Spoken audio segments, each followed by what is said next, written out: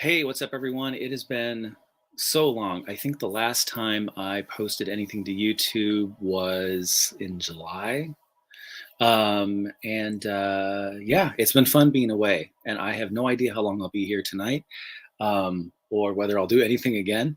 And I don't think actually at the moment that any of my old videos are public, and I can change that. Honestly, I've just enjoyed a really nice break away from YouTube, social media, a lot of things Star Wars related. I've been really busy with work, life, everything else.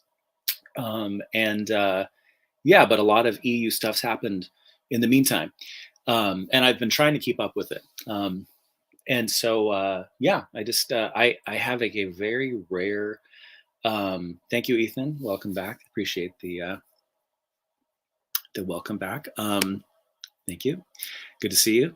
Um, I have like a very rare window here to like I'm alone in the house for a while. The kids are asleep, and yeah, it's great. I can actually like hang out again a little bit, and got a little extra time to think about Star Wars again. So here's some random EU, happenings. I'm curious what's happening in your neck of the EU woods, but in no particular order.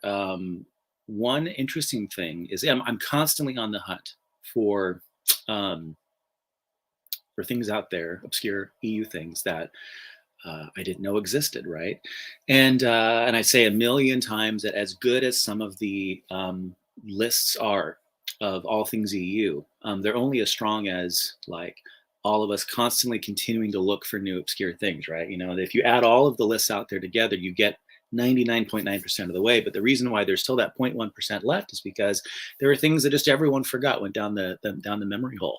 One thing like that for me that I discovered a couple of months ago is a variant edition of Splinter of the Mind's Eye, a very early edition, paperback edition, that is known as a young reader's edition. And I still don't entirely know what that means. And I only discovered it because I was doing one of my sort of traditional sort of go down the rabbit hole searches online, was looking at some old fan site that made reference to this and a number of other things like it. Like there's a young reader's edition of the A New Hope novelization. And there might be one or two other things from that era, but there was a Splinter of the Mind's Eye one. I'd never seen this before. And it's just indicated by a tiny little um, diagonal banner at the bottom right corner of the cover. Just says Young Reader's Edition.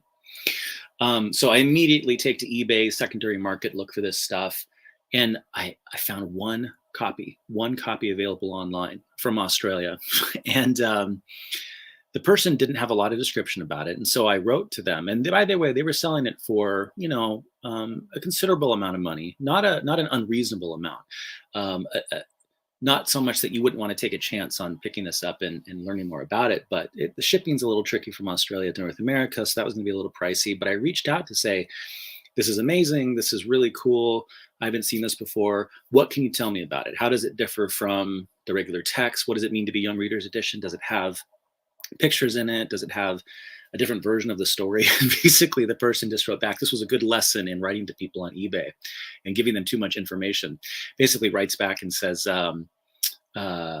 I've never read it. I don't know anything about it. Here it is. And, good luck on your bid or whatever. The next day, instead of doing anything to actually, I don't know, provide images or provide more information about it, all he did was then just raise the price to a really unreasonable amount and update the description to say, oh, it's rare. So apparently all I did was to help him price it completely out of the market. And, joke's on him because it's still there. It's been there for a couple of months now. Well, amazingly, earlier this week, I decided to take another chance and look for it again. And I actually found, in a weird coincidence, another copy in Australia at a basically cover price rate with a really reasonable shipping rate. So it's on its way. I can't wait to get it, to check it out, and to share it with you guys. From what I understand, based on other Young Readers Editions books that are out there, what I think is the case is that there are some additional pictures. I don't know what they'll be in the case of Splinters. Maybe just some unused artwork from some of the films, or I don't know, but it might actually be a slightly different version of the text, maybe sort of like kind of dumbed down, sort of written for a younger adult audience. So that'll be really interesting, which will sort of technically make it kind of like a new version of the book, a new version of the story. I don't know if that means it's going to introduce anything new, but it'll certainly be sort of written about in a technically speaking different way. And so to me, that means it's kind of new EU, right? At least it's a new sort of collectible.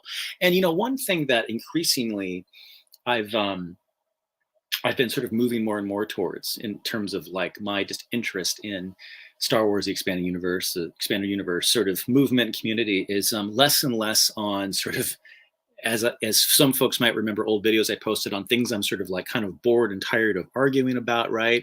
I'm less interested in the same debates about the Filoni Clone Wars and same debates about was the EU canon and debates about did George regard the EU, et cetera, et cetera. If at this point you don't believe what the mainline EU community believes, nothing's going to move the needle, right? So what I'm increasingly interested in is, just as a fan personally, how much more of the EU can I gather up, right? In terms of the content, in terms of the ephemera, the promotional stories. Oh, hey, what's up, Brian? Yeah, debates about Legends Banner, right? Interestingly, a month or two ago, I was on a More Civilized Age podcast with Matt Wilkins, where we did talk about that. And I think everyone on the panel sort of indicated by the end of it that like we were all a little sort of iffy going in. Was this going to be a fruitful conversation? I'm biased, but I think it ended up being one. I think it was an interesting debate to have. But we were having it sort of, kind of in community rather than having to sort of like argue this with sort of, anyway, it wasn't the same old debate. At least I didn't think so. But I'm just so much more interested now in, well, thank you very much. I'm glad to hear. But it's just been more fun to kind of dive into the collecting side of things. And as folks might know, effectively having all of the EU content, I've for years now been moving into, collecting promo materials, right? So promo posters, store displays. And the last couple of weeks has been really, really fruitful. There's been an explosion in my collection. There have been a couple of sellers on some secondary markets that have just been like digging through the archives, putting everything online. And I've been pretty fortunate to pick a lot of that stuff up. So I'm really looking forward to sharing that hopefully soon. I mean, a lot of the floor displays, I'm really closing in on having almost everything out there that's knowable. But this really scary thing is, right, from the collector's perspective in me, is that I'm finding things that I didn't know existed, right? And so if you think that there's a problem in being able to sort of crowdsource all the known sort of like EU content, oh gosh, forget about it when it comes to promo materials. There's still a great effort underway to even sort of understand everything that's out there, right? So when I find something brand new to me, brand new to the sort of the collecting community, on the one hand, I'm always super excited. On the other hand, I'm always super scared because I think, gosh, what else is there out there that I don't know about? But so the Young Readers Edition, I'm really excited to get that in. And Ethan, what bugs you's debates about Dark Empire and the Vault? Yeah, likewise. Yeah, definitely spent a fair amount of time having debates into those areas, and it's interesting. It's like, and when I talk about getting bored about some of this stuff, it's like, obviously I love talking about Star Wars. We'll talk about it for forever, but it's like, there comes a time when there's only so much sort of like new ground to be covered, right? Particularly for newcomers, it's great to dive into these areas of inquiry and dispute, about certain areas of it. In fact, I think it's really healthy for fans and new fans in particular to sort of see EU fans disagreeing about things, right? But like when there's just this like sense in which people are sort of talking past one another, right? It's like, what more is there to say? Brian, if you're available, if you want to jump on, that would be great. I will, I'm gonna send you a message on Facebook, but absolutely no pressure. It's just great to see you here. So let me send that right now. It has been sent. So what else is on my list? So I talked about display promos. I'm trying to think off the top of my head. I found a couple of brand new things related to Truce of Bakura. And what's amazing about that to me is I had up till this week a really massive amount of Truce of Bakura promo material. There's tons of things that if anybody's even given sort of a cursory sort of like search for this sort of stuff, like you always see the giveaway poster that was at bookstores back in the day of the book cover. Those things, they float around conventions. They must have made a billion of those things, right? They were things that you could literally tear off the book display at a number of different bookstores way back in the day promoting the book. But there's lots of different versions of those, right? And I have them all. There's the Walden Books edition, there's the standard edition, there's the standalone poster, right? Not to mention all the stuff in the UK and other countries that were promoting these things too, with the sort of the non-North American licensees, right? So tons of amazing UK promos promoting that. But it turns out even in North America, there were a couple of different versions and variants for both the hardcover and paperback. I wasn't aware of that. Now I am, and now I have. Fantastic, right? The really interesting challenge when it comes to bookstore displays with Star Wars is that it just seems to me, just anecdotally, that for whatever reason, the older stuff, and by older I mean sort of like Bantam era, is not easy to get, but maybe like the most available out there. When it comes to like really, really old stuff, you only occasionally see some things from like the Brian Daley Solo series and the Lando series and stuff. Actually, maybe about a month or so ago, someone was actually selling on eBay a bookstore display topper for Splinter of the Mind's Eye. Absolutely amazing. I've never seen one of those on the secondary market. I think it sold for about $400, I think minimum. It might have gone more than that. I think someone bought it now. Maybe there was a bidding war. It was originally posted at 500, and there was no way I was going to go for it at that level. And partially because it was like, frankly, not a very interesting image anyway. It wasn't actually from the book. It was basically just an image. I don't think it was from any part of any version of the book, but it was basically just an image of C-3PO and R2-D2. Not super, not super interesting, right? Not sort of kind of worthy of display. But in any event, much more modern stuff, really hard to find. Del Rey era stuff, like modern Del Rey era stuff, like really tricky. I only have so many of those things, and it's a shame because some of those are really cool. I think the promos got better and better in some ways by sort of like getting right to the point and putting these really cool covers on display on top of these book stands, right? So there's really neat ones out there for like Shatterpoint and a lot of the Clone War eras things, NJO things. There's also a really cool, this is a slightly older era thing, but there's a really cool Galaxy of Fear bookstore display where the topper actually has a prismatic sort of, really cool sort of like gimmicky thing happening, right? Really, really neat things. But I recently have come across a couple of newer toppers, which I'm excited about. The most recent one is a really nice edition of the topper for Shadowhunter, which has got a really cool image of Maul. So I'm really excited about that. In fact, let me see. I think I've got a couple right here. Hey, what's up, Dylan? Let's see.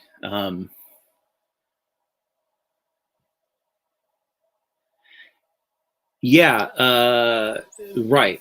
There definitely were a number of things created for that. In fact, let me see. Let me show you something. Made me think about that. I have something here. It's in a sleeve, so there's a couple of things here you can see. It's actually stapled. I won't take it out right now because it's sort of fragile, although you can sort of see the colors held up pretty well, except for this. Right, this way I'm backwards here. So this margin's starting to fox a little bit. This is a cell sheet, a multi-page cell sheet from Star's End, sort of from that era. And what's really interesting is if you sort of look at the very bottom right below where it says a novel by Brian Daley, remember that books from this era were always subtitled From the Adventures of Luke Skywalker, which is really kind of neat. So this is a pretty cool, pretty rare promo piece from that period. I'll open this up someday and do a video about it, but there you go. See, back when Del Rey was originally way back in the day, the original book licensee. So information both about the book, information at the bottom, see promotional things. That was information for retailers about the displays they could buy. But yeah, when it comes to the original book, there's definitely things out there super hard to find for a couple of reasons. One, because who kept that stuff? The few people who did really held on to it because particularly like a novelization of A New Hope in so many people's minds is just connected intricately with the film in a way that like makes it relevant to a much broader audience than just the book collectors. Obviously, movie collectors into that kind of thing too. But yeah, let me show. Oh, and by the way, Shadows. Yes, that's right. Shadows of the Empire variant, where in kind of the same way, the text is like it's altered a little bit, right, to kind of make it, at least in their opinion, a little more accessible for children. And I'm imagining that's what the Splinters version is going to be. But I think, fingers crossed, there's actually some photos in this one too, and I'm really excited to see what they are. By the way, Dylan, if you're around, I'd love to talk to you. So please jump on. I will Facebook you right now. There you are. So let me show you guys a couple of recent acquisitions. And if Scott Johnson is watching this or watches this later, he will recognize a few of these things because he and I have been going back and forth about some of these because he's into this stuff too. And I only feel slightly guilty for the fact that I picked some of this stuff up, which he might have wanted as well. This is one of the True Sabakura toppers I was just mentioning. One of the ones that Brian, I wish you could, but next time. Hopefully there'll be a next time. True Sabakura, Kathy Tyers. This is a neat one. What you tend to see with these is just you tend to see something like the book cover, right? But then there's a longer bit at the bottom that had those tearaway posters. I've got them all back here, but this is cool. This is actually really good condition too. But again, it's iconic. It's the book cover, right? This is what people want to see, and there's some additional marketing to go here. Immediately following the destruction of the empire, a new power rises, right? You know, the one thing this is missing, and if you might be able to see right here at the top of the hands, there's a little hole there. Basically, there was sort of a 3D illusion here that's supposed to be at work where there was a little sort of die cast cut of these two hands, and you're supposed to stick that in there just to sort of ostensibly grab people's attention better. I don't have that. That's gone for good. And here we have Dylan. Dylan. You inspired me to do this, Dylan, last night because for folks who obviously don't know, we were chatting on Facebook, and I was just like, yeah, you know, I miss talking with Dylan and Brian and other guys and seeing Ethan and folks like that. But I was like, I want to talk Star Wars, and I want to talk nerdy collecting Star Wars stuff too. So I want to talk books. I want to talk essential Legends Wave 5. I want to speculate about all that good stuff. So yeah, it's so weird, the stuff that they're picking, like, because obviously they were going to continue X-Wing, right? That was a given. Yeah. Back to War, that was a given. Tor Revan, the new KOTOR games are coming out. That makes sense. But Tor Deceived, that's interesting. Are they going to finish off the Tor technology as well? I don't know. At this point, it would be. It's funny, right? In the way that there are choices they haven't made that are weird. It would now be weird not to do that. Why not just go the full Monty, right? In the way that it appears like they're doing that with X-Wing, right? You know, so. And you made a great point last night. We're 5 waves into it, and we have one Clone Wars book, and that's Shatterpoint. When that's like a huge thing, TCW is, and there are 5 TCW books technically, but none of them are getting remade for some reason. And you know, you can speculate for a variety of reasons. You know, I mean, it's like the nerdy fans might say, well, you know, some of the other Clone Wars books aren't like super highly regarded. Like all things being equal, maybe MedStar is strong, right? Obviously, I like Dark Rendezvous, but is that an essential Legends? No, maybe not, right? But yeah, but to your point, I mean, like Clone Wars is still super huge. But then again, if they're being honest with themselves, the very particular TCW tie-ins are definitely not fan favorites, right? So, but again, this just comes down to, it's like, what is essential? Yeah, because exactly. In Wave 4, right, there was Maul Shadowhunter. So if they were going to continue the Jax Pavin saga, then next would be MedStar, and that would also hit your Clone Wars book. But they didn't do that. Yeah. These are also Wave 4 and 5 hasn't been officially announced. These are leaks from Edelweiss, so there is somewhat subject to change, because I believe the Plagueis one was originally supposed to come out in Wave 2, and then it got pushed back to Wave 3. Oh, interesting. Okay, I hadn't followed up on that. Yeah, definitely take it with a grain of salt. As long as I got this out, I'll just show these to a few folks. So this is interesting. This is one I passed up years ago. This is what's really weird about this is, if you read the bottom, you know, there's no images. It just says continues the sequel, right, to Jedi Surge. So it's like, well, which sequel?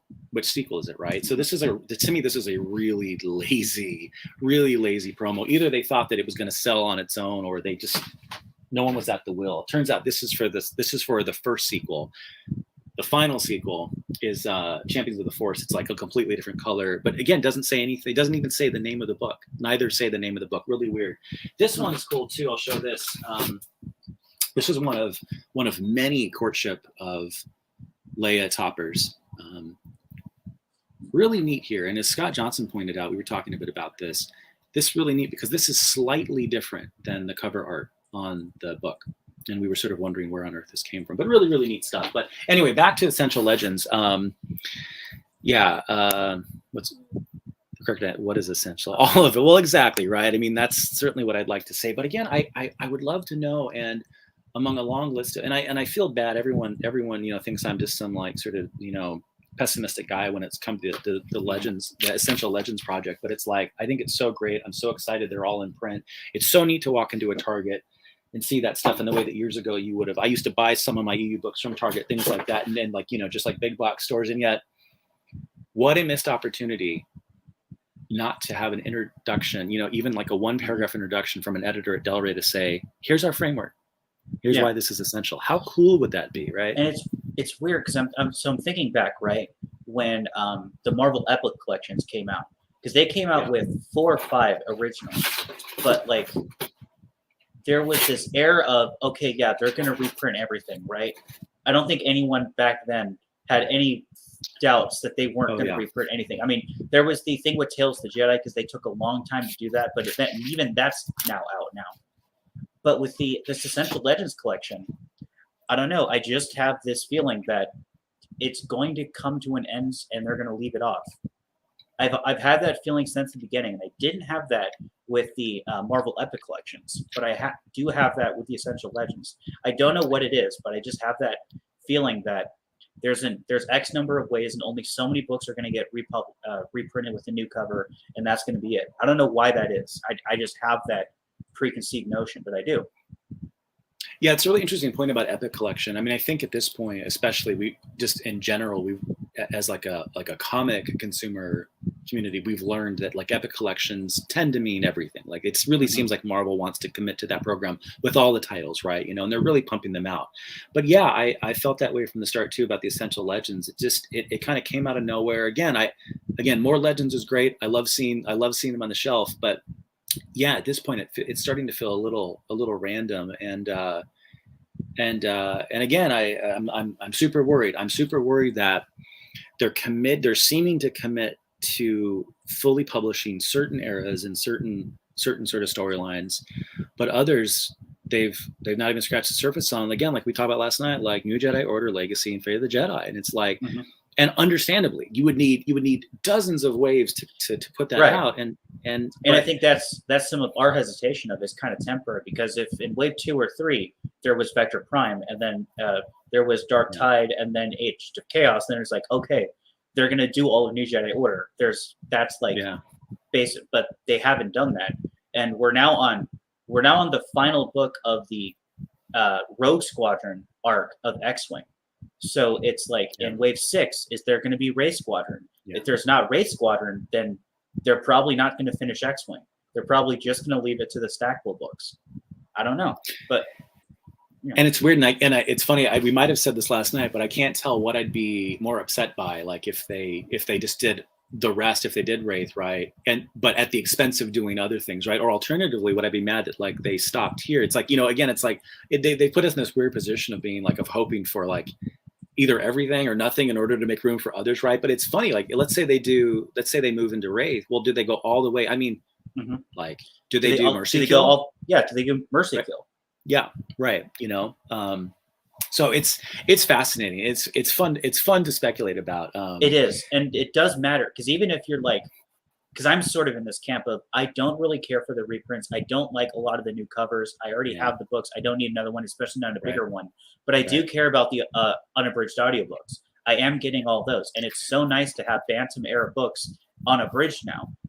And it's what I'm like with the Wraith Squadron is we're gonna have the first 4 books, because currently the only X-Wing book that got an unabridged audiobook was Mercy Kill prior to this. So books 1 through Right. 9 don't have an unabridged audiobook. And it's going to feel weird if they cut it off at backdoor. And then, so books 1 through 4 and book 10 are the only ones with a full unabridged audiobook. It's going to be weird. Yep. It is weird. And I'm so glad you always bring up the audio, and Brian talks about it a lot too. It's like, I feel like that's the thing that keeps sort of getting buried in this story about the Essential Legends project, right? Because again, I'm in the same boat. I've talked for a long time about like eventually wanting to pick those up, because I'm a completist, and I've yet to do that with any of them, right? Because again, I'm kind of like, wait a minute, like this just feels like for an older fan, who it's not designed for, in fairness, right? But it feels a little bit like they're milking it. And again, it's like, how many more Heir to the Empires can you really have? Exactly. Right? So, and that goes to another point. I think I don't know if we talked about this here, but I know we have talked about this when the 3-in-1 came out, that they were going to do a 3-in-1 with a new box cover, basically. Yeah. Just it's really tiring to get excited about the next reprinting of the Thrawn trilogy. We've had 4 or 5 in the past decade. Yeah, it's insane. Just a sec. Got all the ways. Nice, Ryan. Just a sec. I don't know if I'll ever get them. I might get them later. They might become a weird collector's item, like the old art Legends Banner Thrawn trilogy books, which have somehow now disappeared from the market. Man, and I told you today. I told you, like, you've sent me on this like goose hunt this past year ever since you wrote that article for the site, and they're impossible to find. Like, just in case anyone doesn't wonder, yeah, exactly. Like, when did they come out? Was it 2014? Did they start that, or was it 2015? It was 2014 because the decanonization came in 2014, and that was so by 2014 there were Thrawn trilogy books with the old art and Legends Banner, and I think that had like 2.5 years where that was on the shelves before they did the Right. new cover. And as a result, because it had the shortest, I go into more detail in my article about this in expanduniverse.com, but basically that cover is the rarest cover that exists, at least in the paperback variety. Yeah. And now it's you can't find it anymore. Yeah, no, you can't even find it. I mean, I think probably it's fair to say there's 2 other editions that are way more expensive. One is like there was a deluxe edition that was put out back in '91. It's hardcover in a slipcase. You can maybe find it for $1,000, if it ever comes up. But and the other one is the first edition, the first normal edition that has like a little brown label wraparound, right? You get it for like $100 to $300. But this paperback, right, which retails for whatever $6.99. Is literally unavailable anywhere, right? So, I mean, it's just crazy. So I'm going to get caught up real quick on a couple of messages. Yeah, go for it. Evan, welcome back. Thank you very much. Good to see you. What's up, Michael? Good to see you. Hey, what's up, Blue Pig? Good to see you too. Ethan, you had a question really quickly because this is a fun niche of mine. So you asked about, is it possible to catalog all these international RPG supplements? It is possible, and I've done that. And this is a huge collecting niche of mine. In fact, I happen to have one right here. It's not, and this one isn't international, but there are some international, and so this happens to be Voyages to the Worlds of Science Fiction Gaming. There's about 6 or so from this magazine that contain original, in continuity, Star Wars RPG scenarios, or original characters or stories or settings, some of which occasionally make its way into other C canon continuity. So I am a huge collector of this, huge proponent of it. I've cataloged it all to the best of my knowledge. I have gathered it all to the best of my knowledge physically. So there's about 150, 170, I forget the count at this moment, of magazines that at least the community and I've identified that contain something like this from the West End Game period, the Fantasy Flight era, and the Wizards of the Coast era. So yeah, there was stuff being published up until a couple of years before decanonization for Fantasy Flight related things. So there's a large number, but yeah, a significant portion of them are international, French, Portuguese, Swedish, Spanish, and yeah, they're great. I love them, and they're one of these weird things that it got written off in the early days of the Holocron as just like either non-canon, non-licensed, or in a couple of cases official but S-canon. But that's a bunch of bullshit because they're all legit. They've got the licensing information and all the front covers, so they're great. And I will do more to promote the the full catalog of that, because I think everyone should get in on the fun. I'm seeing a couple of stories here too. I'm glad to see that. No, I mean, again, it's not for me. I think at this point, I just feel like it may be. I don't think I need any more of these. If any of the new covers ever really sort of grab me, which they really haven't yet, then I might get some, but not for me. But I'm so glad that other fans, including, hardcore, old guard EU fans, are picking them up. I mean, again, buy more Legends, vote with our dollars. I think that's great. And I mean, again, in principle, I support the project. I just have questions about what its legacy will be down the road when someone goes, like, again, if they don't do Wraith, here's what's going to happen in 5 years. Oh, cool. I only have to read, whatever it is, 4 or 5 books, whatever. Then I'm done. The rest of it wasn't essential, not important. I see this is like a super weird analogy, but like this is happening right now with the rock band Kiss, okay, who's like, approaching retirement. And they're now starting to put out all of these sort of like legacy products and things like that. So they're putting out this series called From the Soundboard. It's all of these like raw live recordings. And the choices so far have been kind of weird, and some have been downright lazy, right? Whereas there's a bunch of stuff that they've never put out, right? Again, like you could like certain, like in our case would be like certain unabridged audios we're looking for, or things that are harder to find that are going out of print. In Kiss's case, it's like they're putting out things that like people already have either on the bootleg market or like on other official DVDs they've put out. And it's like, why? It just feels lazy. Who's doing it? Is it the band? Is it some licensee? Who's ultimately benefiting from this, and who's the audience? There's like literally a 10-year period with a drummer who's never really appeared on an official live album. They refuse to put these things out. What's going to happen to the next generation of Kiss fans, for anybody who cares about Kiss fans, is like, they're going to be like, yeah, I guess that era kind of stunk. You know what I mean? Mm-hmm. There's not, they didn't put anything out during that period, so I guess I need to look here and not there. And I think that's always been my big fear. And they seem to be, they're on the verge of sort of making the decision, right? We'll see what happens with Wave 6. I think that's going to be really instrumental. Yes, Kathleen Kennedy let me back in. I'm really, really excited. So I don't know why she had such a problem with me. I support Lucasfilm. I want them to give us more EU, but she said enough's enough. So, but we're back. We're back. So, I see you shared the April Fool's joke we did a while ago as well. Yes, that got us some people. I shared that great one from a couple of years ago about Chuck Wendig being commissioned to write Sword of the Jedi, and people were pissed. They were angry. You know what I mean? Absolutely angry. So too soon, right? Still too soon. Hey, what's up, Steve? I was actually just talking about Australia. I picked up a rare EU book from your wonderful island, so I'm looking forward to having it arrive in the post. Another weird niche, that if anyone wants to get dive down the rabbit hole is collecting all of the Del Rey samplers from the various conventions across the years. Yeah. That would be I don't know if there's an official list out of them. There is, yeah. There is one? Yeah, I've got them all. Yeah. Oh, you have them all? Wow. Yeah. There's not as many as you think, unfortunately. Yeah. Unfortunately. Because I think they do at least one a year ever since Celebration, the original one. Started in 2012 only.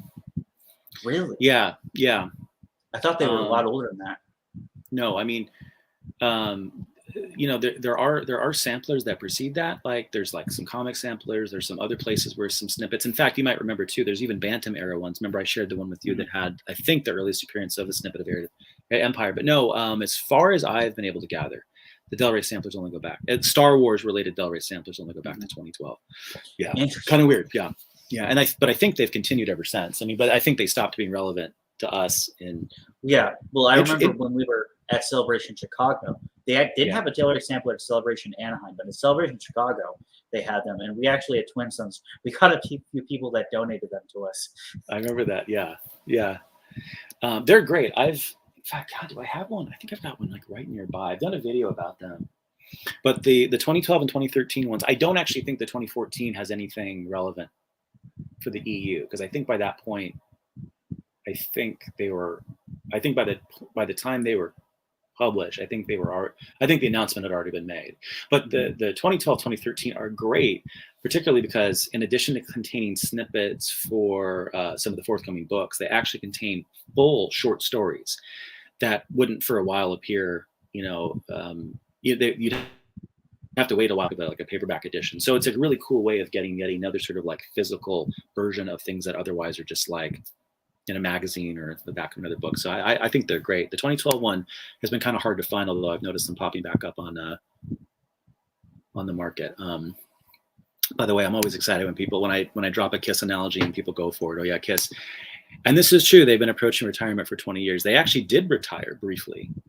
They reunited with the old guys, retired, and then sort of came back. And yeah, they've been on retirement now for 3+ years, but partially because of all the lockdown stuff, so they keep sort of having to like reschedule shows. They should have already been retired, but they keep rescheduling shows. In fact, I'm actually going to see them soon, so I'm excited about that. It's funny. The reason I talk about Kiss and things like this a little bit too is like, I've just realized in life that I guess I'm just a sucker for lost causes. I'm bringing the EU back, rock and roll, you know what I mean? Which seems to have sort of like strangely disappeared from the mainstream of music, popular music, So I guess I'm just a sucker for dying popular culture. So, I just checked because you brought up eBay. I have a tab open of just the sold listings for Heart of the Jedi, and there have been 2 more sold listings in the last 3 days that I missed. It's still going. I know. I get a little email every time someone puts something for Heart of the Jedi up on eBay, and it's so funny to track. And like the prices have stayed consistently around, somewhere over $100, right? So there are people out there, you make the call ethically or otherwise, making a lot of dough off this, and and it's a shame because the whole idea was to do it at cost because we thought it was a good idea to get that out there anyway. So. But yeah, people are making tons of money off this, and I'm just glad that Kenneth Flynn is I think in general happy that there's more Heart of the Jedi out there in the world than not. Mm-hmm. But yeah, there's definitely people making it. But what I'm wondering is, are these people taking the files and producing new copies, or are these people who bought like hundreds of copies at the time? I wonder, right? But so from what I can see from the pictures, they all look like the 2020 version. Yeah. Or 2021 version. Actually, we are, because I think we found it on the 30th, so we are almost a year from it. We have us originally finding it. Yep. It's on Amazon at this time a year ago. We just didn't know about it yet. Yeah.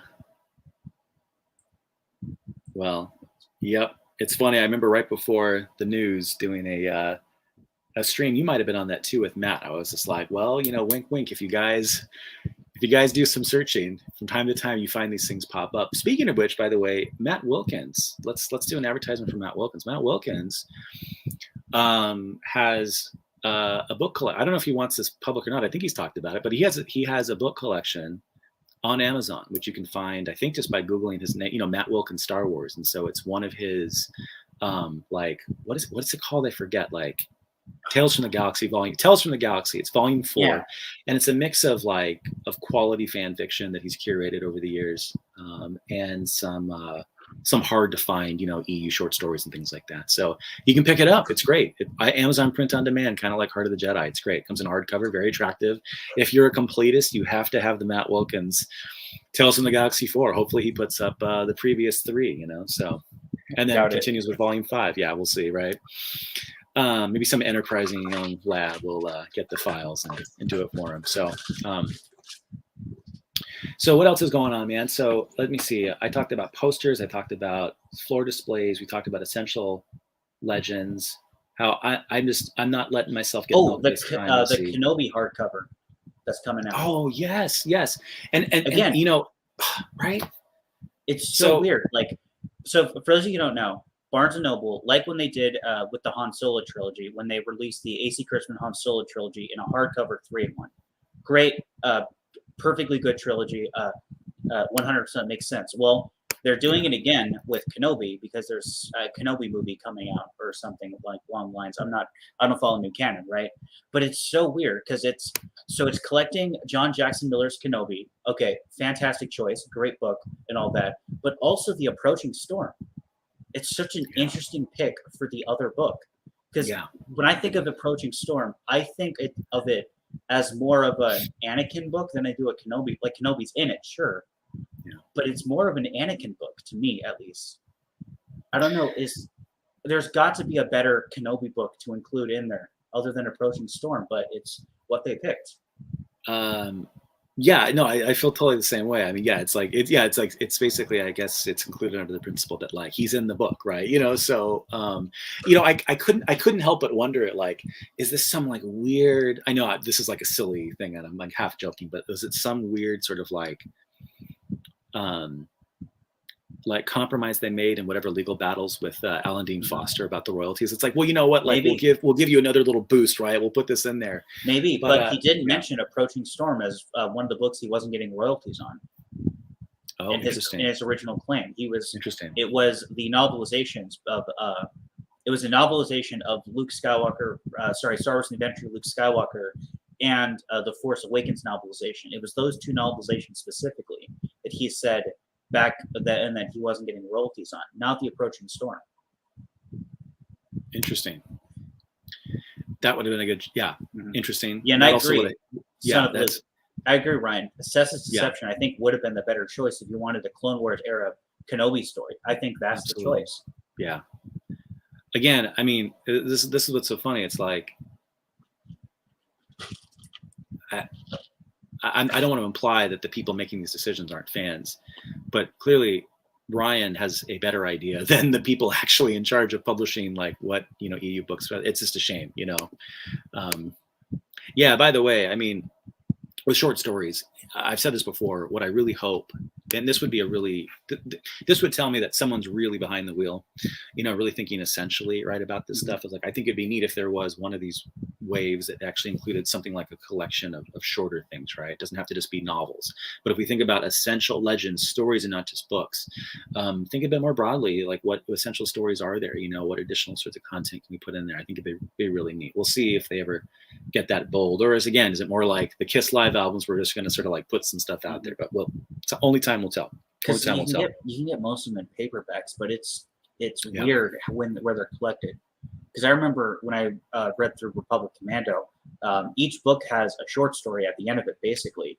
But it's like the paperback that came with the short story takes place after the short story that has it in it. So, but if you read it front to back, and the books will reference the short story, right? So if you read it from cover to cover, front to back, you'll read the whole story where it's referencing this thing you've never heard of. And then you read the little short story that the book's been referencing this whole time. So basically what you're saying is no one's ever been at the wheel, even back in the pre-2014 era. These publishing decisions are fascinating. Oh, man, I saw a Facebook post from someone who was going through a New Jedi Order for the first time. And they got to Star by Star, and they complained about how the prologue was like 80 pages and had nothing to do with the rest of the book. And there was a bunch of people going, no, that's not the prologue. That's Recovery, the Recovery short story. But that's where they put it in the paperback. They put it right before Star by Star. That's even though it happens, because I think Recovery happens before the Edge of Victory duology. So if memory serves correct on that. But again, if you're reading from the front of the book, from cover to cover, without any context, you're not going to know that, and you're just going to read in what you think is an 80-page prologue that has nothing to do with the rest of the story. Something that the Essential Legends collection could help clarify. That'd be interesting. Right. Would they make tweaks? Would they make tweaks in the way that, like, say, to contrast it to the Epic collection, I think have done a really excellent job of actually going out of their way and putting it in a certain sort of order, right? Whether it's the most definitive or not, at least it gives people a fighting chance. Again, I have to say I'm so grateful for them, for instance, for like not fooling around and engaging in the debates that the fandom has about, like, is Son of Dathomir legends and canon, right? They're sticking it in. It's going to be, smart things like that.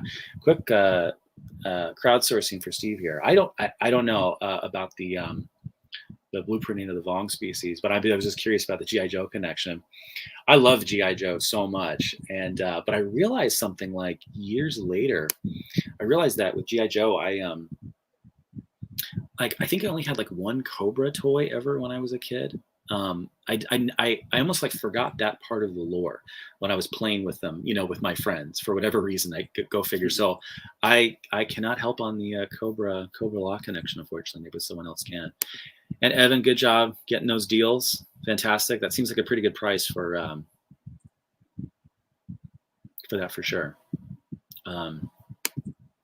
Yeah, interesting. Yeah, I wonder what that's about. I didn't realize that. I don't know. Those are another things that I remember when they first started to come out, I thought, I don't need them, but they're so attractive. And I have so many epic collections from other Marvel runs that I thought, yeah, at some point I'll get them, but like then pretty quickly realizing that like some of them go out of print pretty quickly and they're pretty pricey. And again, it's just one of those things. It's like at some point I gotta put a stop to kind of like getting like double, triple milked, you know what I mean? With some of this stuff, if it's ultimately not for me in some ways, but again, I'm so glad they're there. And I'm so glad that it seems like they're actually starting to reprint some things. They're pumping them out in general, which is really great.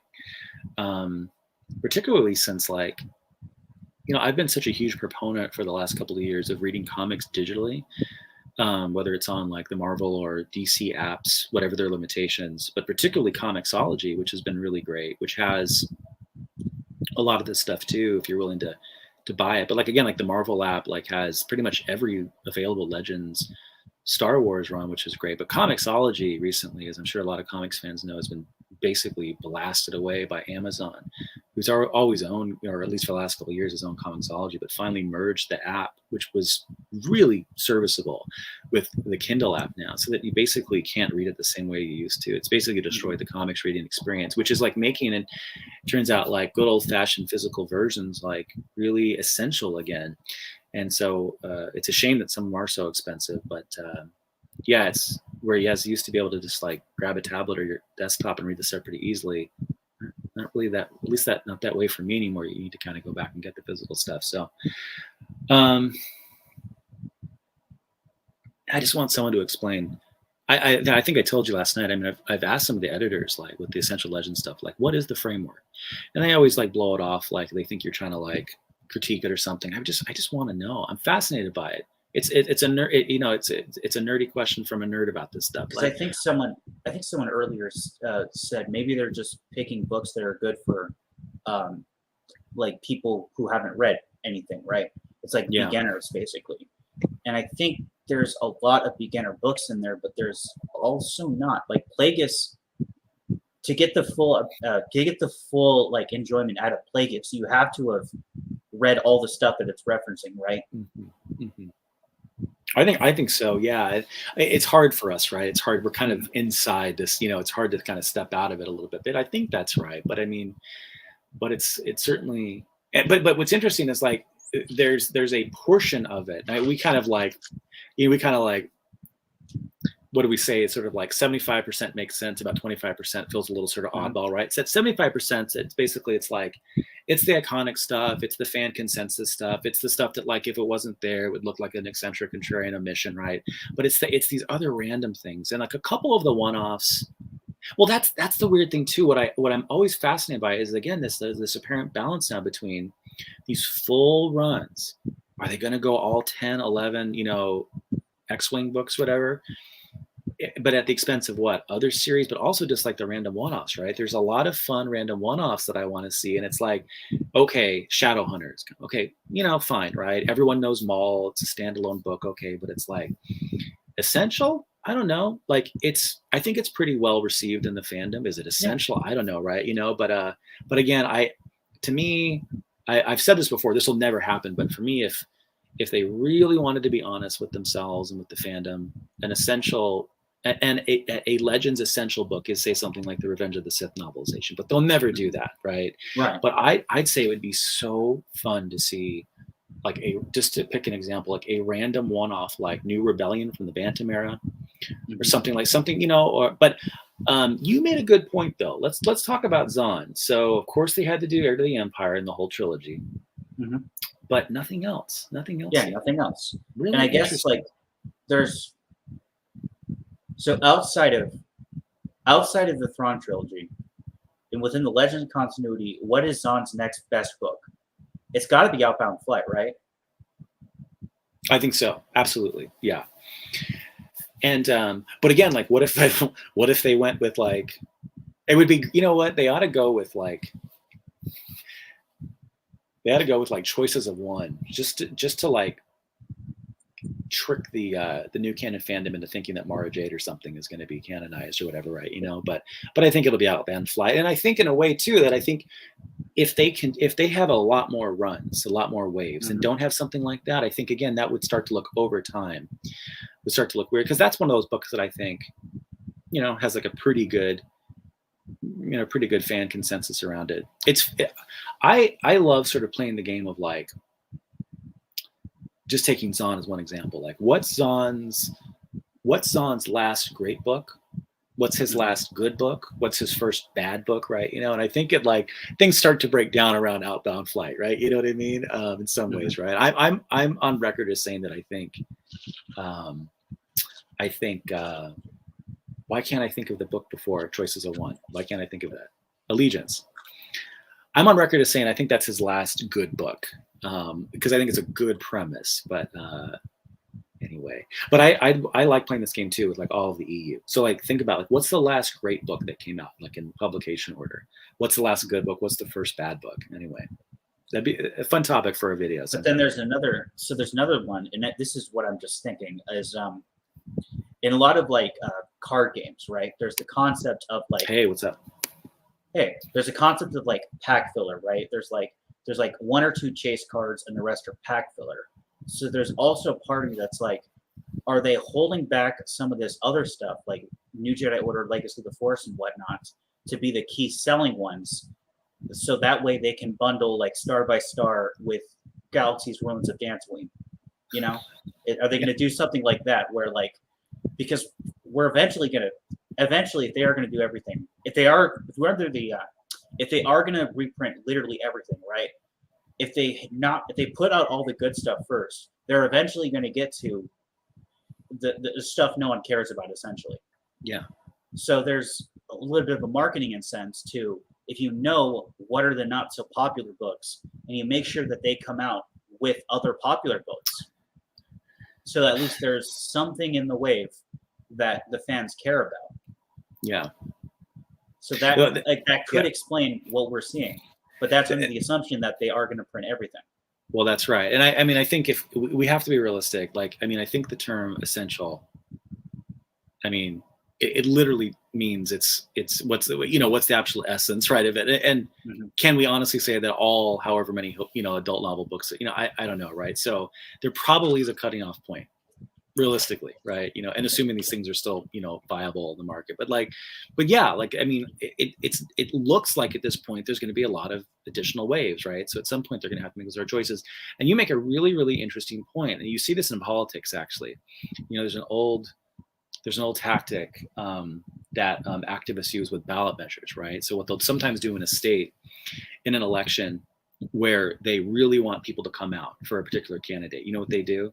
They intentionally put on a really controversial ballot measure, right? That they don't actually care about, but that they know are going to drive people to the polls, so that then they vote for the other thing they want them to vote for, right? And so in some ways, yeah, it's like, how do you get someone to go to the bookstore after having put out Ruins of Dantooine, the new edition? Like, yeah, exactly. You put it in the same wave as whatever, pick your example. So interesting idea. Now, you also had a good idea last night about how here's one way of thinking about what we'd want to see in the future wave. It's not what do we think is essential, it's what cover do we want to basically see redone, right?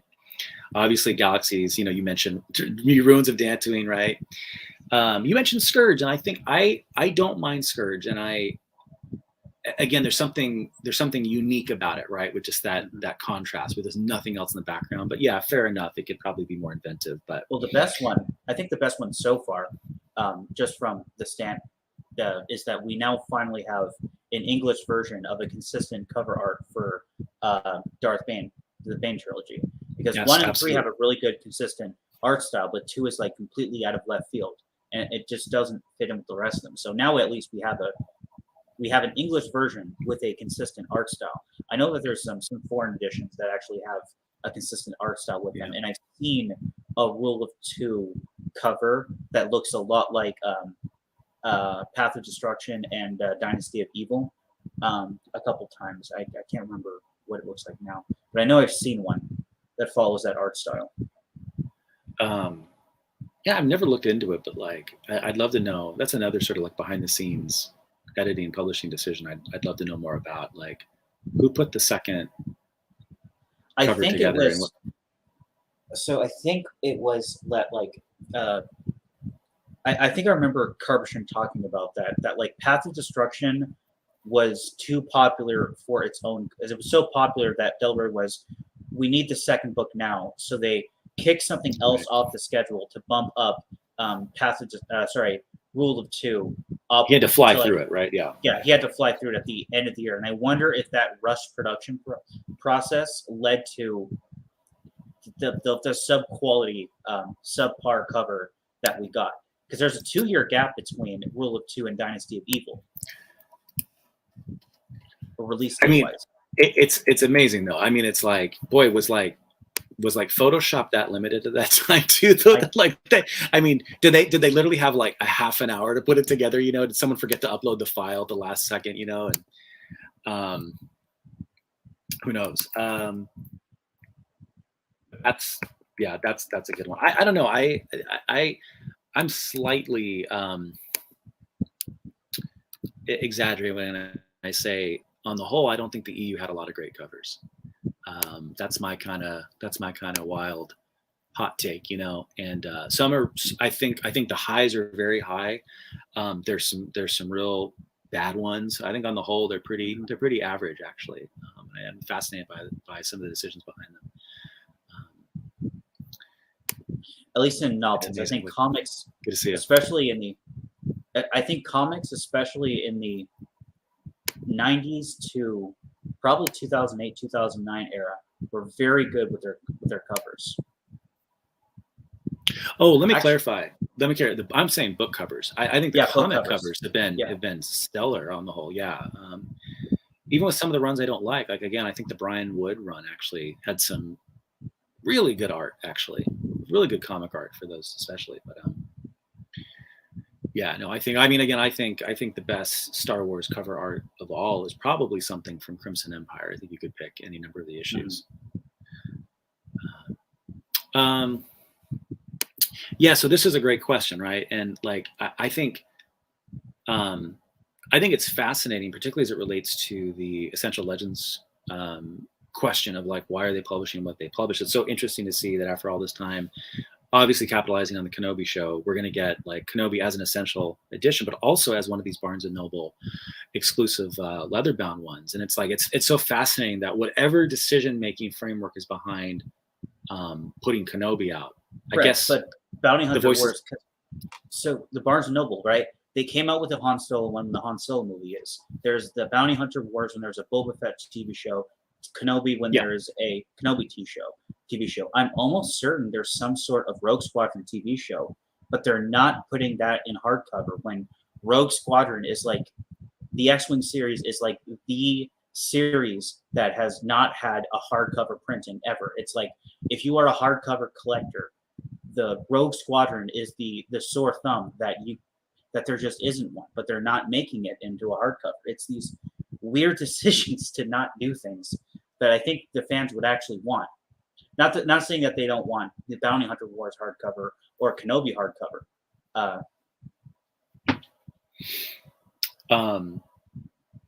It makes me wonder if they're gonna, particularly with like Mandalorian and the Boba Fett show and stuff, are they then gonna like do the reverse now with Bounty Hunters and put those out as Essential Legends, right? Which I think would be a weird choice. Are those really fan essentials? You know, probably not, even though it would be easy to capitalize. Well, Legacy of the Force has a lot of Boba Fett in it.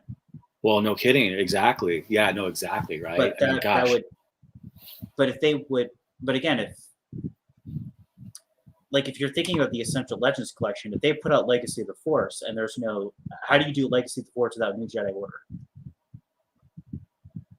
If you're going through a continuity, right?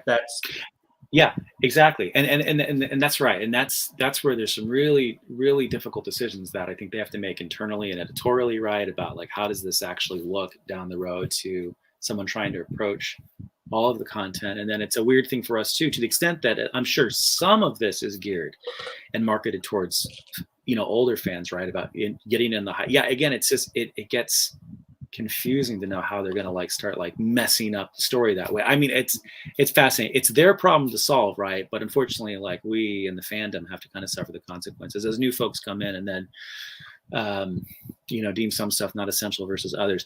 This is an interesting question, which I'm going to tease even further, and I'm going to kick down the can one more sort of step. But fun question about the in-universe game of Lightsider. Dylan, you know about this, right? I think so. I will talk about this at some point. Basically, this comes out of a completed but canceled what do you call it? It's sort of like a short story, graphic novel-ish sort of short story that Tom Veitch wrote, who unfortunately just passed away. So it was kind of a quasi sort of follow-up to Dark Empire. There's a long story about it you can read about on Wikipedia and elsewhere about how he put this together. Dave Dorman did some art for it. Dylan, you and I talked to Dave Dorman about it in person. It was great. He was so excited that people were talking about it. I remember him saying, you know what, I'm going to go back to Marvel. I want them to publish it, right? I was like, I don't know if he did that. I hope he did. And I hope they listen. But anyway, yeah, I will talk about this more later. I want to be a little bit careful about how I talk about this because it's some info about this is sort of leaked out there and stuff like that. So I will address this down the road. So thanks for reminding me about it. Very non-committal. I am alive. I did it. Kathleen Kennedy let me out of the Star Wars prison.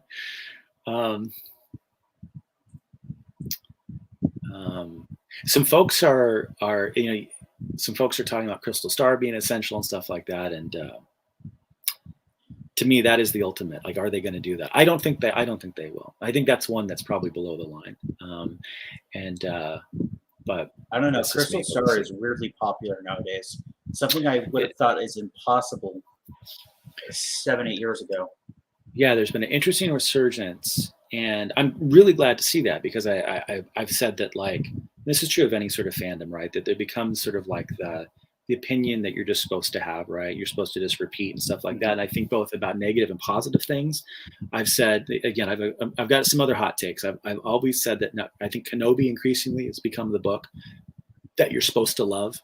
I think it's totally good. I don't think it's the best thing ever, but you're supposed to love it, right?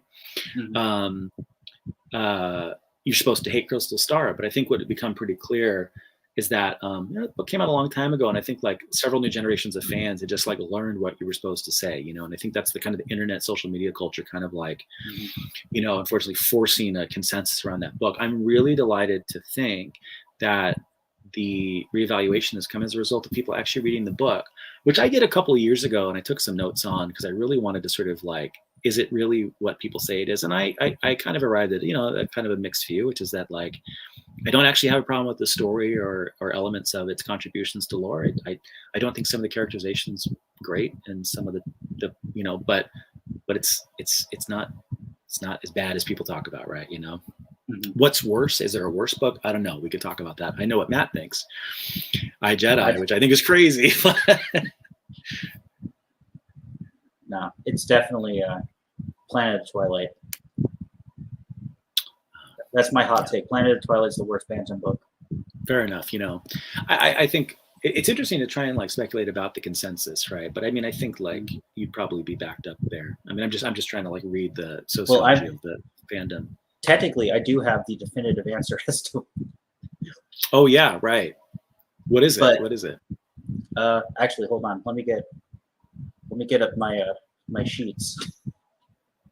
I've been thinking about for a while of for EU by the Number. For those who don't know, I did EU by the Numbers, a series on the Hispaniverse.com where I basically ranked and categorized the books based solely on the aggregate reviewing scores from different book rating websites to see, best, worst, and trends over the years, and a very long series. And I wanted to, for a while now, to take some of the more prevalent authors, the ones who have a lot of work under their belt, and to see how they did over time, essentially, how highly rated their books either got better or worse over time, and how many people, of course, were reading these books over time. But I've never gotten around to it because I've been busy. I kind of did that with Zahn in my article about Zahn, but I've been wanting to do the others for a while, and I just haven't been up to it. It's interesting, overrated. I wonder about that. I wonder. I don't know how. It's interesting. I don't know if I'd call it overrated or not. I mean, I think it's opinions about where it is, which is that on the whole, I think until very recently, because of like the kind of cash grabby sort of tie into sort of the Mandalorian stuff or whatever, I feel like most people just didn't think about that book. And I'm fascinated by the category of the EU stories and books that like people just kind of seemingly forget about. I think interestingly, someone said something about, oh yeah, like New Rebellion not being their favorite. That's another book that like it or hate it, very few people remember it. I'm fascinated by the way some of these have gone down the memory hole, including books that came out pretty late in the game. And that had such a great concept in it, the Smuggler's Moon, that never showed up again, or Smuggler's Run, I think it was, that like a random asteroid, like the smugglers all hung out of, that like never really showed up. All right, so bottom 5, according to my by my metrics of the aggregate rating scores, are Planet of Twilight's the worst, then Crystal Star, Galaxies, Ruins of Dantooine, Lando Calrissian of the Mine Harbor Shrew, and Children of the Jedi, which I was absolutely floored when I did this research to find out just how lowly rated the old Lando books were. That surprises me. I just thought this was funny. It's underrated. Underrated. That's great. That's great. That's really, that's really surprising. Wow. And I kind of theorized that they came out so long ago that a lot of people just skipped over them, and because with there are some like timeless classics, obviously, but generally speaking, in writing, like authors get better over time, and readers' expectations of what is in a novel kind of are kind of go up over time. So going back to something can maybe feel a bit dated. That, or the people that read it back in the day are too old to be on, no offense, are too old to be like on the internet enough to be going to all these book rating sites and leaving a review of them. Yeah. I think that's why we're seeing that those, and I think the AC Crispin Han Solo books, or sorry, the Brian Daley Han Solo books are also fairly lowly rated. No, they're not actually. But I think that's what happened specifically with the L. Neil Smith, Lando Calrissian books. I think it's a combination of those two factors. I think that's right. Yeah, I remember this specifically. I think I put a piece up about this on the website a long time ago, but I remember when it happened too. And there were some other interesting choices. And do I miss this type of fan engagement? Oh my gosh, every day. And I think that's one of the biggest sort of differences. I think like this isn't a judgment. It's just like, it's an observation that I think sort of like, the old days and the new days. I mean, everything's changed. And I think in some ways, a lot of it's just about how any brand can engage fans now. And it's like, I guess you don't need to do this stuff anymore when you can sort of, in theory, speak directly to like folks on Twitter and stuff like that. So it's like fans have come together now because of the internet. They're creating their own engagement. I mean, think about how much 99.9% of the marketing for, say, Marvel 108 was done by us, the fans, right? They didn't even need to bother anymore. They didn't have to engage us. It's weird. By the way, speaking of that, random little promo thing, I don't know if I've shared this before. This looks like Marvel 108, but it's actually the back cover to a Marvel Previews magazine. On the back cover, they promoted this. To my knowledge, this is the only thing they ever did to actually market 108, besides showing it for 5 seconds at that one panel at Celebration, and yet we have to suffer the gaslighting from folks at Lucasfilm on Twitter about how it was extremely well marketed. When I went to my local comic shop owner did not even realize that there was a Marvel 108. He said, "I thought Marvel was on like issue 20 something." It's like, no, it's an older issue that's like Crazy. they've continued, and I had to explain it to him, and he had it, but like I had to say like, yes, this comic just came out today. Do you Crazy. have it? He's like, I don't know. Let me look on your shelf. There it is. Can I buy it? And yet, despite all of those structural challenges, it actually still outsold almost all new canon comics that month. In fact, sold better than even pre-2014 EU comics in many cases, and yet was declared a partial failure by Lucasfilm folks on Twitter. Outrageous. Sorry for that random digression. Always drives me nuts. But there was something else I was gonna. But again, sorry, I went off on a rant by Steve's comment. But yeah, again, fan engagement, I miss it. There were really cool things too, and there were ways in which the fans were able to, with like Darth Cadus, nominations and stuff, actually contribute to lore. There were lots of things on the old Star Wars website that fans were able to do to actually introduce ideas. There were other sorts of features and stuff like that. But the way in which they approached the fan community, the early sort of internet fan community, was great too. There's the great example of kind of a cool tie-in to Death Troopers, where they released a bunch, where Del Rey released a bunch of like, it was like lost transmissions or something. If they, instead of like putting out any official sources, they were official sources published on various fan sites, almost all of which now have turned against the EU, Club Jade and stuff like that. But hey, what are you going to do? So,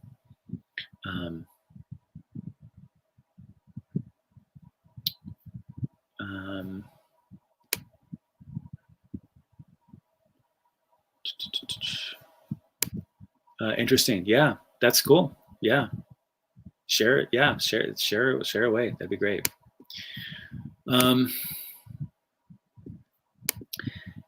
Yeah, Matt's Amazon thing. I mentioned this for folks who've just showed up recently. So Matt Wilkins he occasionally collects noteworthy quality fan fiction, EU fan fiction, as well as just like, hard to find digitally available EU short stories. And he puts them together in little packages and stuff. He self-publishes for his own benefit. He used Amazon for this fourth one. So Tales of the Galaxy Volume 4. I don't know how to search it. I just know that it's still there. In fact, I just coincidentally looked at it today. So I'll try and maybe share a link later. But yeah, it is there if you poke around. I gotta get caught up on all this.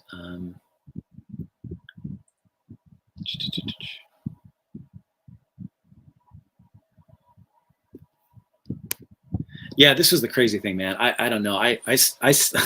Gosh, being an EU fan, at least being an EU fan, means sort of like the highs, the lows, right? All within the span of just a few minutes, right? I mean, I can't tell you on what a high was the day I brought home 108. Just what an amazing memory. And then that night on Twitter, being gaslighted in the context of telling Matthew Rosenberg, the chief author, how much I enjoyed it, right, by folks at Lucasfilm about how it wasn't really a success. Get the hell out of here, So by someone who everyone says is like a really approachable guy at Lucasfilm. Yeah, he's so approachable. Like, he just walks into your conversation and tells you what an idiot you are. It's weird because, like, in a lot of ways, Twitter has taken over the role of the old forums, but the fan interaction is still there, but it's different. It's it's not like I don't know. It felt more like a bit of an equal playing field back on the old StarWars.com forums than it does now on Twitter. Oh, sure. That's a good point. I mean, and and to be totally fair, like there's still some engagement. Like you can still occasionally write to Leland Shee and get a response on Twitter, but like obviously there's like a lot of other walls that are up, sort of like emotionally, right? Like there's a defensive-ness in the response, right? And they have come out and we kind of had to like force it out of them, but they have come out and said that the KOTOR remakes are legends. But we did get that out of them. But having to get them, having to force them, put them in a court. I mean, I know I'm just super sensitive about this stuff, but after all these years of just again, all we did was wake up one day as Star Wars fans, and we're told that what we'd followed and collected and everything for years was garbage and blah blah blah blah blah. It really drives me crazy. Like last year when the KOTOR remake thing happened, and they're kind of iffy about it. They kind of waffle. They let you sort of decide. It's like, you can't tell me there isn't a story group in theory that's supposed to be making. This is fascinating, Ethan, that you got this at Disneyland. That's really cool. That's a really, really cool story. I'm so sorry to hear though that you thought there would be another one, that you mistook them for different issues. Boy, if only, right? Project 109. Hopefully one of these days, right? We'll see another One day. one soon. Yep. I'll never forget when I was reading for the first time and I brought in Jackson. My first thought was, they're not going to kill him, right? Yeah. I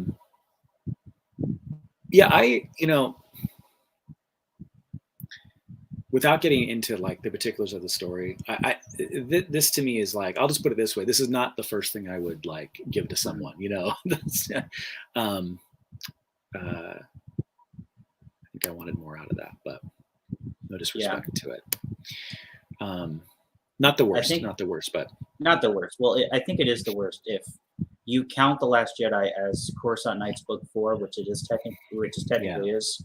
Yeah. I think really drags down Coruscant Nights. But just the official trilogy itself, it's all right. It's not great, but it's like not bad either. I know, you gotta love it. That's how. I mean, we should. This would be a fun article. Like start cataloging all the times that like previous haters have now like made arguments in the past like against like their present selves, right? So whether it's like everything about how every critique made about Dark Empire and it being unrealistic, right? And yet, what do you got? Every critique about EU super weapons, and then the new canon film has an entire planet that's a Death Star and things like that, right? List goes on and on. But Jackson is just the to me like the no pun intended canonical example now of, oh, he's so ridiculous. You have a bunny rabbit and he's everywhere. He's become a big meme, I think, even in the new canon, which I think is kind of unfortunate. And by the way, who's that? Waru as well. The story group openly mocks Waru, and I actually think that has contributed somewhat to, as we talked about earlier, the resurgence in popularity of the Crystal Star. Almost as sure. Maybe it's a little bit of it. That's just like you're gonna make fun of this. We're gonna own it. I think there's something to that. I'll put it this way. I like that's a positive spin. There's something about the memification of elements of the EU that I don't like, that even like EU fans like kind of contribute to. I mean, how many times? I mean, it's like a weird thing to say, but it's like sometimes it's like I don't know how to put it. Like I was getting a little weary of like the Waru sort of like, everything, but it's like, I like where you're coming from with this. That's giving you a little bit of hope, but again, it's like a shame, like, Star Wars in general at this point, I think for sort of like a mainstream pop culture person who's not super nerdy about Star Wars is what it isn't, it isn't like a, timeless tale of good versus evil. It's not a story of, redemption. It's not a, sort of historic sort of like multimedia project. What is it to like your average person on the street who's not a nerd about Star Wars? Star Wars is just a series of memes about the high ground, about like a baby Yoda. I mean, you know what I mean? About stormtroopers who can't shoot well. It's just a series of memes now about sand. And that's the thing ultimately to most people, right? Who like attend cons, who kind of know Star Wars but aren't fans. They just go, "Oh yeah, doesn't Darth Vader not like sand? Sand's bad. He doesn't like sand." You know what I mean? They'll bring sand to a con to get it signed by Hayden Christensen and stuff, right? And it's like, and as cool as that is, that memification kind of bugs me, and I always worry a little bit when if you're ever like in a Facebook group, like an EU Facebook group, and like, I don't know, 95% of it is nothing but the same meme image over and over. It's like, okay, let's not make our entire movement about the one meme. It's a bizarre argument. People are tuning out. I'm sorry, but yeah, I mean, you see these sorts of memes. Yep. I feel so bad. Poor Tom Veach, the late and great Tom Veach. I think his Facebook's still public, and you can go back to like early 2019 posts of his where he's starting to sort of read stories about some like plot element leaks from the last new canon Star Wars film that clearly are starting to sort of indicate they're riffing off of Dark Empire, right, in a couple of really obvious ways. And you can start to see him kind of like treat this a little skeptically, then get more and more excited, then get super excited by his stuff finally sort of like, and then as the movie comes out and the reviews start to come in, you can see his posts start to get less and less excited. It's devastating. It's absolutely devastating to see.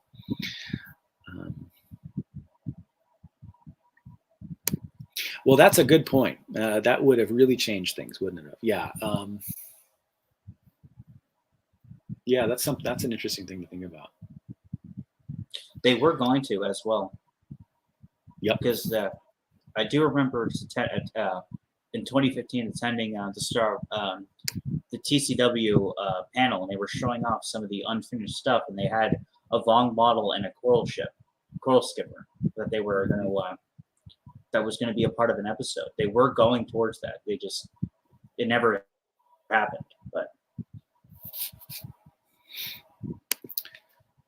The prequels are fire. They're the best, and you guys have done in your channel a lot of great work. Continue to sort of elevate the prequels, and I've said a bunch of times. I mean, I love them. I love everything about them. I think the soundtracks on the whole are better than the classics. I think that I find myself like probably rewatching the prequels more than the originals, and actually maybe surprise a lot of fans. Like I probably rewatch episode 1 more than any of the others, and I've just over the years come to enjoy that more and more for a variety of reasons. I love everything about it. I also love everything about the fandom during the prequel era, and particularly like the 5-year lead up or so to Phantom Menace. I mean, I remember where I was when I first heard around 94 that Lucas was getting to work on them, and I think that's why even as an old guy who, you know, was there sort of kind of at the beginning, actually likes the prequels more, even though I grew up with the originals.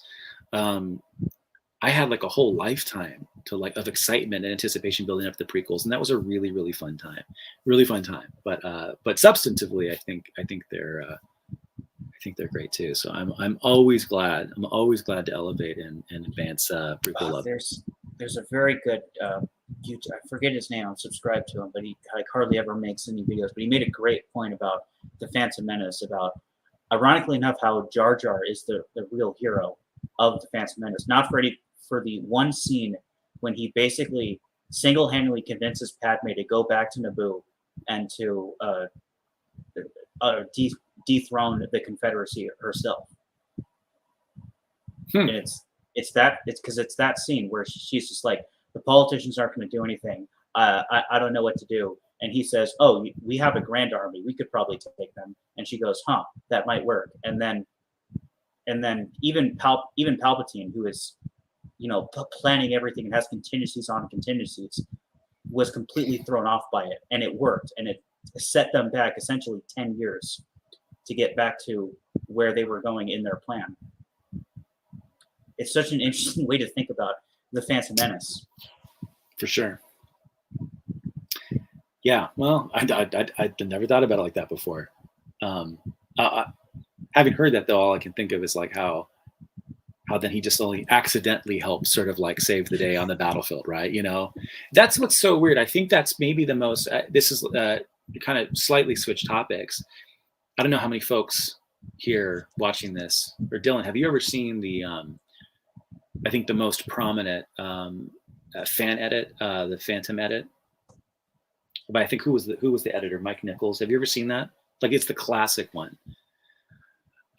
He did 2. You know, he did that, and then it kind of made the rounds. Apparently, even got to Lucas himself, and Lucasfilm was sort of always kind of like fairly open to these sorts of projects and stuff.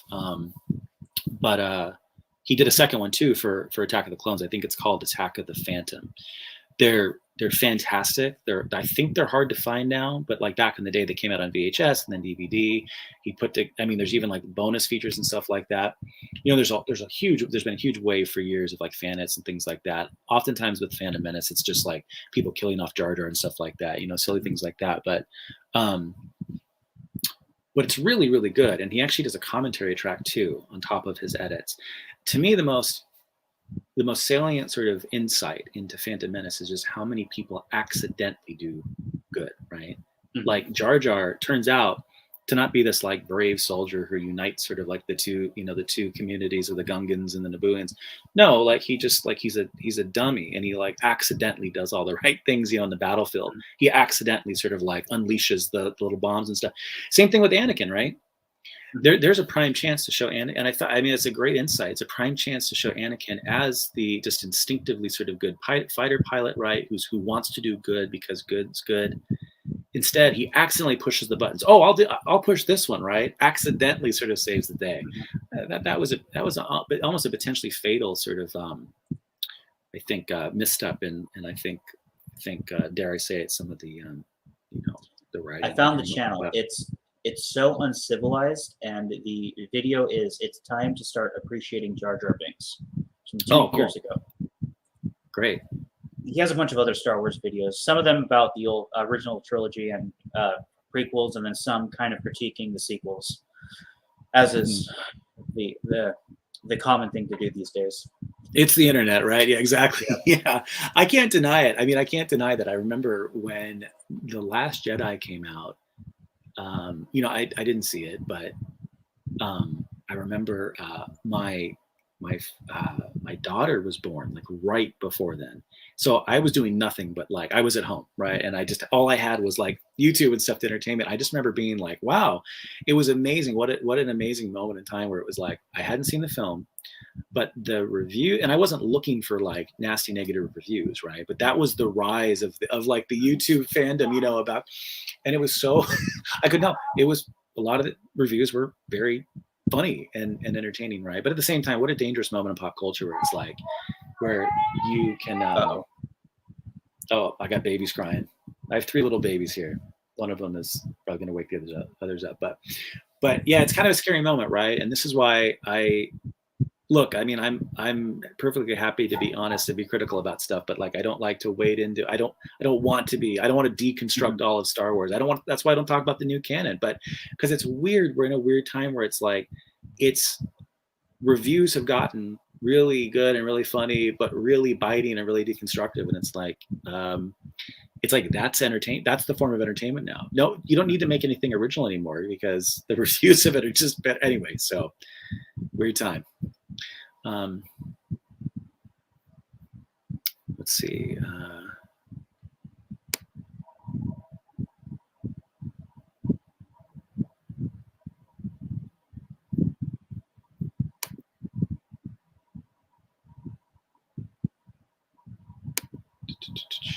I have not heard about that either, Evan. Yeah, he is missed. Lucas is missed. I mean, again, let's be honest, pre-2014, a lot of the fandom had lots of things to say about him, right? Now that he's gone, we pray every day that he comes back, kind of a classic case of, we were his greatest fans and his worst enemies, you know what I mean? So, but don't know what you got till it's gone. Someone I wanted to find this real quick. Someone, I think it was, yeah, I am actually almost in this boat. And having said all these glorious things about the prequels, Revenge of the Sith is the one prequel, the one Star Wars film that I don't really watch very often. I've only really seen it a handful of times, and I've said why. It's Lucas was fond of talking about tone poetry, right, in the context of the marketing, the Phantom Menace, and a lot of sort of the. Anyway, it does an absolutely brilliant job of setting the mood. It's a dark film, and I don't know. It's like I get what it's doing. It links some things from Episode 2 into the original trilogy area, and it does what it needs to do. And having seen it, that's all I need to see. There's only so many of those scenes I need to rewatch. Of course, there are some that are utterly iconic, like the like the Plagueis scene. But like, great, I'll watch that on YouTube, but I don't need to watch the whole movie to do that. So there's only so many I've seen. But I remember, I mean, the opening battle, amazing. I'll never forget seeing that for the first time in theaters, and there's some cool stuff. But like, yeah, I just only seen it so many times. And I'm increasingly becoming one of these annoying people who actually says that Empire is like starting to become slightly too. There's something about the pacing I don't like. It's actually of the originals. I'm having a harder time rewatching that one. I think I have trouble watching all the originals because I think the pacing of A New Hope is also off, where it's very slow up until they get to the Death Star, then it gets really fast. And Jedi is all right, but then there's a lot. The middle of it just drags on. The Endor, when they get on Endor, up until the actual Battle of Endor, drags a lot.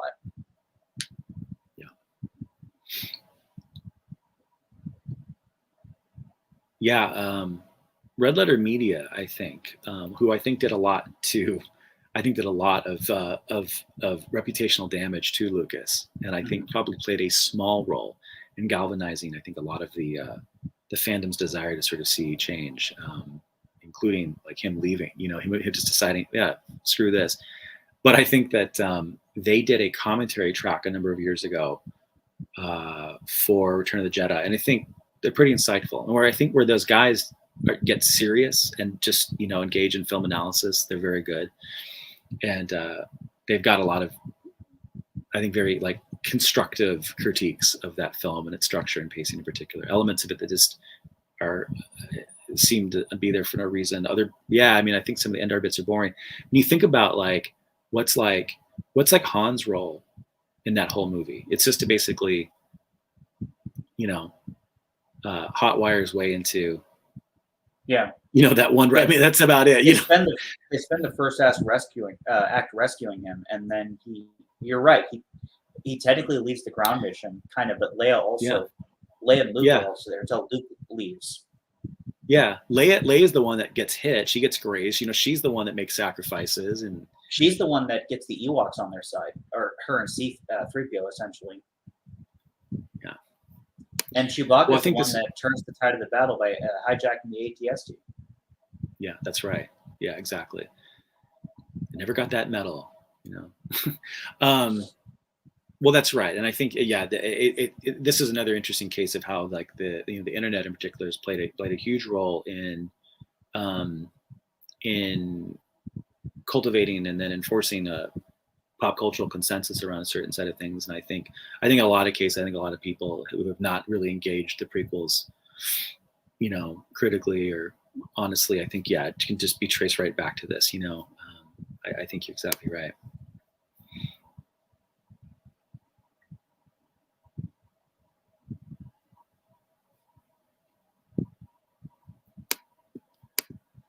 Yeah, that's right. Yeah, for sure. He's a general, yet he's in charge of the starfighters. That's kind of interesting, but yeah, that's funny. I remember. You know, it's funny. It's here's how you can you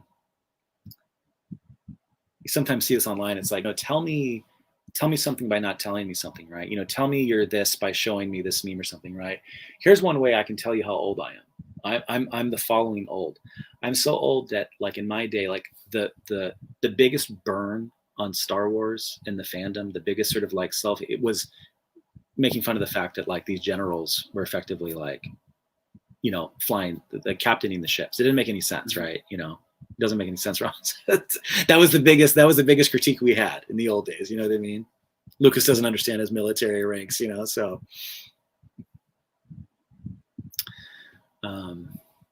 I got to, you know what? As long as I'm here, I got a couple more things to show off. Ooh. More one-of-a-kind collector's items that only Chris has found. Yeah, exactly. Let's see here. I showed, for folks have to go back, I showed a version of this before. This isn't one of the others. So I think I showed the paperback version of this. This is the hardcover topper for the Bookstore display for Courtship of Princess Leia. And it looks like the version of Leia on the paperback edition, but it's actually slightly different. Scott Johnson pointed that out. So it's kind of cool. And I don't actually know where this is from specifically, where else this appears, but maybe this person can figure it out. Hey, sorry. Look at this. So I wasn't going to come on because I had babies, and then I heard yours. Yeah, exactly. Bring them. I was like, well, if Chris can do it. Absolutely. Woo, good to see you. Oh, man. Woo. Yay. I can't do a stream of my own, but I could do one of yours. Absolutely. That was my secret goal. So what this was, was happy to get Yeah. this. Yeah, I was seeing that, man. I love your collection of that typical stuff and everything, and you find the most interesting things. I've got a bunch of new stuff, Matt. I was talking about earlier, and one thing I've been doing too is I got really serious over the last week or so because I have like several hundred promo posters, like from the stores of the games and the comics and the books, like the retailer promo posters, both from North America and the UK, and they've been in tubes forever, right? So my basement looks like I'm like some architect or something, right, with all like the blueprint plans and stuff like that. So I'm finally trying to get serious about that. And one thing I've done for anything that's about 18 by 24 or smaller, I've been able to get these like art portfolios and put them in there. So now I can just flip through. And I've done a couple of videos in the past where I flipped through some smaller versions, but now I've got quite a few of them in these portfolios. The challenge is that most of my posters are actually bigger, and those portfolios don't really work. They're too flimsy. So I've been going back and forth about different solutions. One of these days, I'm going to have to just figure something out, even if it's just buy a bunch of expensive frames. I don't know. But I'm excited to show some of that stuff off, and I will. Here's one thing that I'm about to stick in. This is kind of cool. Just it shows you the random kind of stuff I've got. Let me see if I can make this full screen for a second. Ooh. That's neat. Nice. So this is about, this is about like 24 by something. It's a nice size one, you know? So I've got a lot of really cool, like video game promo posters coming in, including some I never even knew existed, like one for just the old X-Wing game, the old LucasArts X-Wing game. So it's basically just the 24 by 36 version of the cover with no text. It's just great. Yeah. I was gonna say, and as old as that game is, that is in good condition right there. Yeah. Oh yeah, right. It's neat. It's just amazing. It's so neat to think about what Something people like hold that on to. would have been like smashed up a long time ago. By No, the way, absolutely. good job this past month, Dylan, on the website Oh, thanks. doing the It was- tournament. It was a lot of work. It's actually funny. A weird thing with covers and promotional issues. I remember because the way the Google Sheet works is I was able to we were able to have a tournament where on the voting links there was an image of what you were voting for as well. And I remember for all the games, I had a relatively easy time finding the correct cover art for the games. But for the Force Unleashed 1 and 2, for whatever reason, it was really hard to find the actual video game covers. Every time I searched on Google Images or the Force Unleashed 1 or 2, I kept getting the novels. I couldn't find the video game ones. It was such an interesting like problem that I never realized existed on the internet until I had to do it.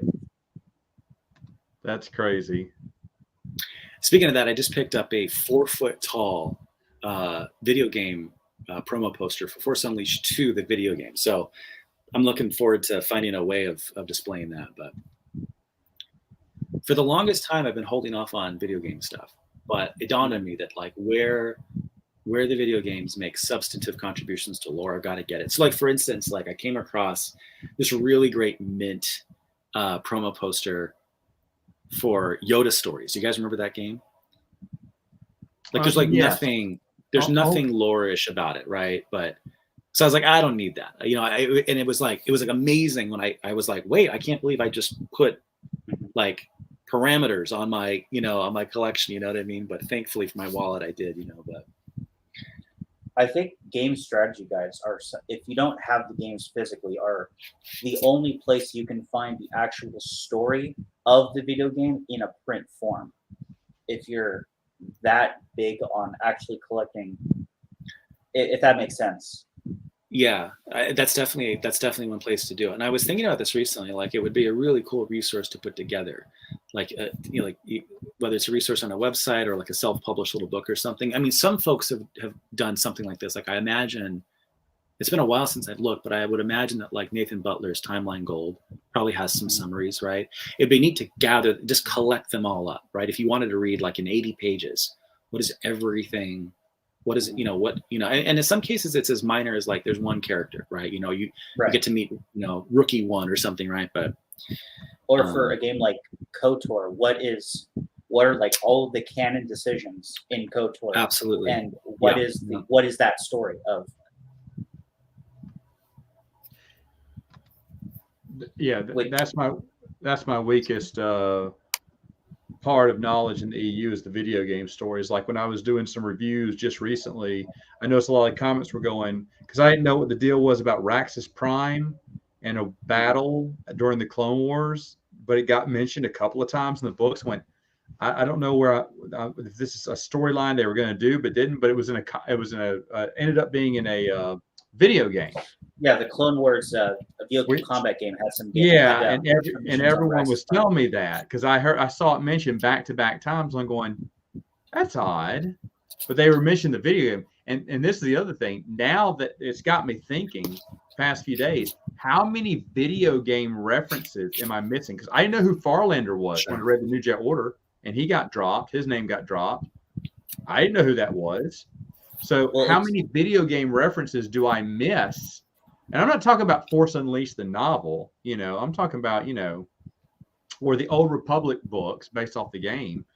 How many of those other video game references are in those books that they just totally passed by me? Well, there's a lot of interesting stuff with that because when I think of video games, like Raxus Prime is a planet that shows up in a lot of video games. Yeah. But you don't see it in the comics or the novels. Ren Var is another one, which I think the only other piece of media that mentions Ren Var outside of video games is Tales the Jedi Redemption, because that's the planet he's on. But in the video games, Ren Var shows up a whole bunch. You go to Ren Var several times, of course, several different video games. And there's a lot of those interesting, like, I guess, continuities within continuities of, like, each medium almost has its little continuity. Like, I can't think of any off the top of my head, but I know the comics, there's like certain planets that comics you'll revisit frequently, or certain characters and their storylines that are only really in the comics. They don't translate to other mediums. And I know there's that with the books as well.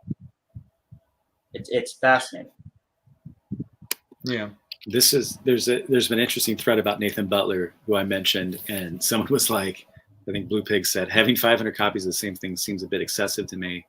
He's referring to the fact that Nathan Butler, who for years, who was even an EU contributor, got rid of all of his EU stuff. I even picked some of it up, and now exclusively collects every possible variant of the movies and TV shows on DVD, Laserdisc, what have you, right?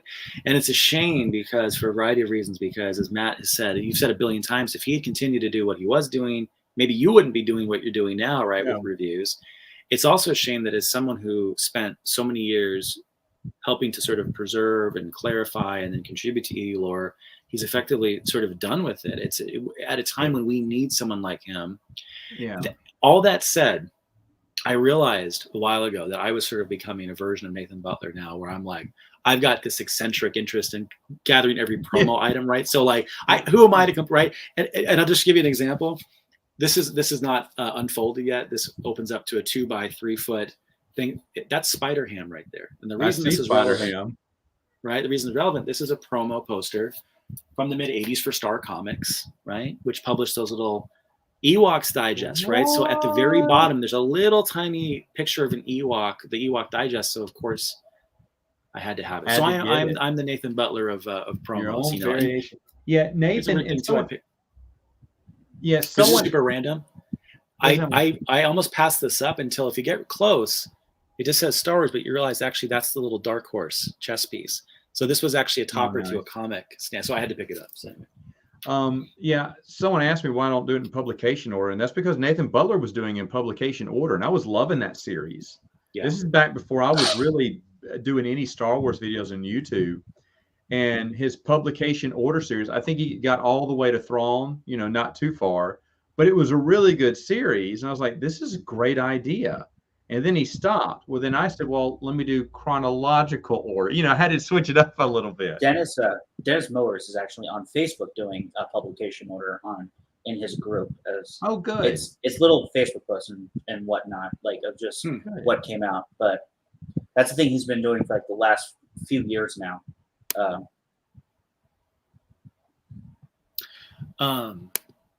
There you go. Wouldn't we all? There we go. Yep. Yeah. One of these days. One of these days, someone's going to make the hardcover checklist. Yeah.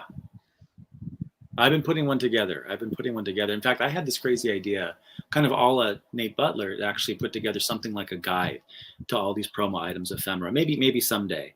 Oh, and Star Wars nerds, you mentioned like you need to get his books. I have, and they're interesting, particularly for EU stuff, because there's little bits and pieces he said, has about like old elements of like, collecting certain bits of like the Ewoks VHS and stuff like that that's still of interest to us. So he's also occasionally identifying new variants of like the Tartakovsky Clone Wars and like different packaging and stuff. So, there's EU bits too, but no, I mean, some of those books about like the video hunts is pretty cool. Random thing, what's the picture behind me? This is an old campaign ad from the early teens, the 19 teens, called the City Beautiful campaign. It's I think it was produced by like a railway company or something. So there's a series of posters, like I think like Philly and Washington and a couple other places. So it's just this old thing. I used to live in Washington D.C. for like 10 years, and I thought it was pretty. So that's it. So I'm not in Washington now, but I just always thought it was pretty. That's it. Nothing Star Wars related. Matt had to go for a bit. We lost him. I know. I hear one of my kids making some noise. So we'll see. Maybe the same thing happened with him. Matt's finally lapped me. So he's got more kids than me. So I don't know how with two sets of twins, newborns to boot, he has even the 10 minutes he's given us here. This is insane. Absolutely unexpected. He's emerged from hibernation. Eventually, he's going to run out of videos in his backlog and is going to have to start recording on his own. Dude, and it seems like every 17 seconds he's got a new one each day, all day long. I mean, I'm just like, slow down, But it's crazy. I mean, there is still so much there, because like I wasn't on it, but I know he did like the April More Civilized Age again. Like he's sitting on like, new. I mean, he's still doing some new things. I don't know, Matt. We don't know where you find the time or the energy. So, how are you doing, by the way? How are things going? My little girl was yelling at Alexa to play something, and she shouldn't be up this late. So I was wondering what was going on, and she can't. She knows. She yells at the Echo by its name, and she can't say the song she wants to play. But I guess she just woke up and wanted to play a music for her, because she found out the Echo is our servant, our electronic servant that plays music for us. And I don't know what she was playing, but I heard, what's the name? Flood from Jars of Clay. Wow. How did she get that song? I don't know. I just thought that was so random. I was like, wait, I love this song. I'll have to listen to this later. Now go to bed.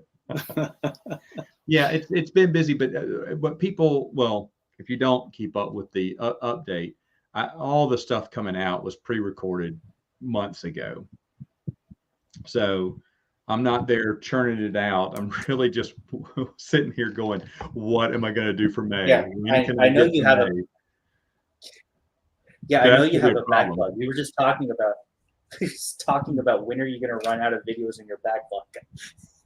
Oh, well, I have enough, but for May, I need to start making some videos and podcasts and stuff like that.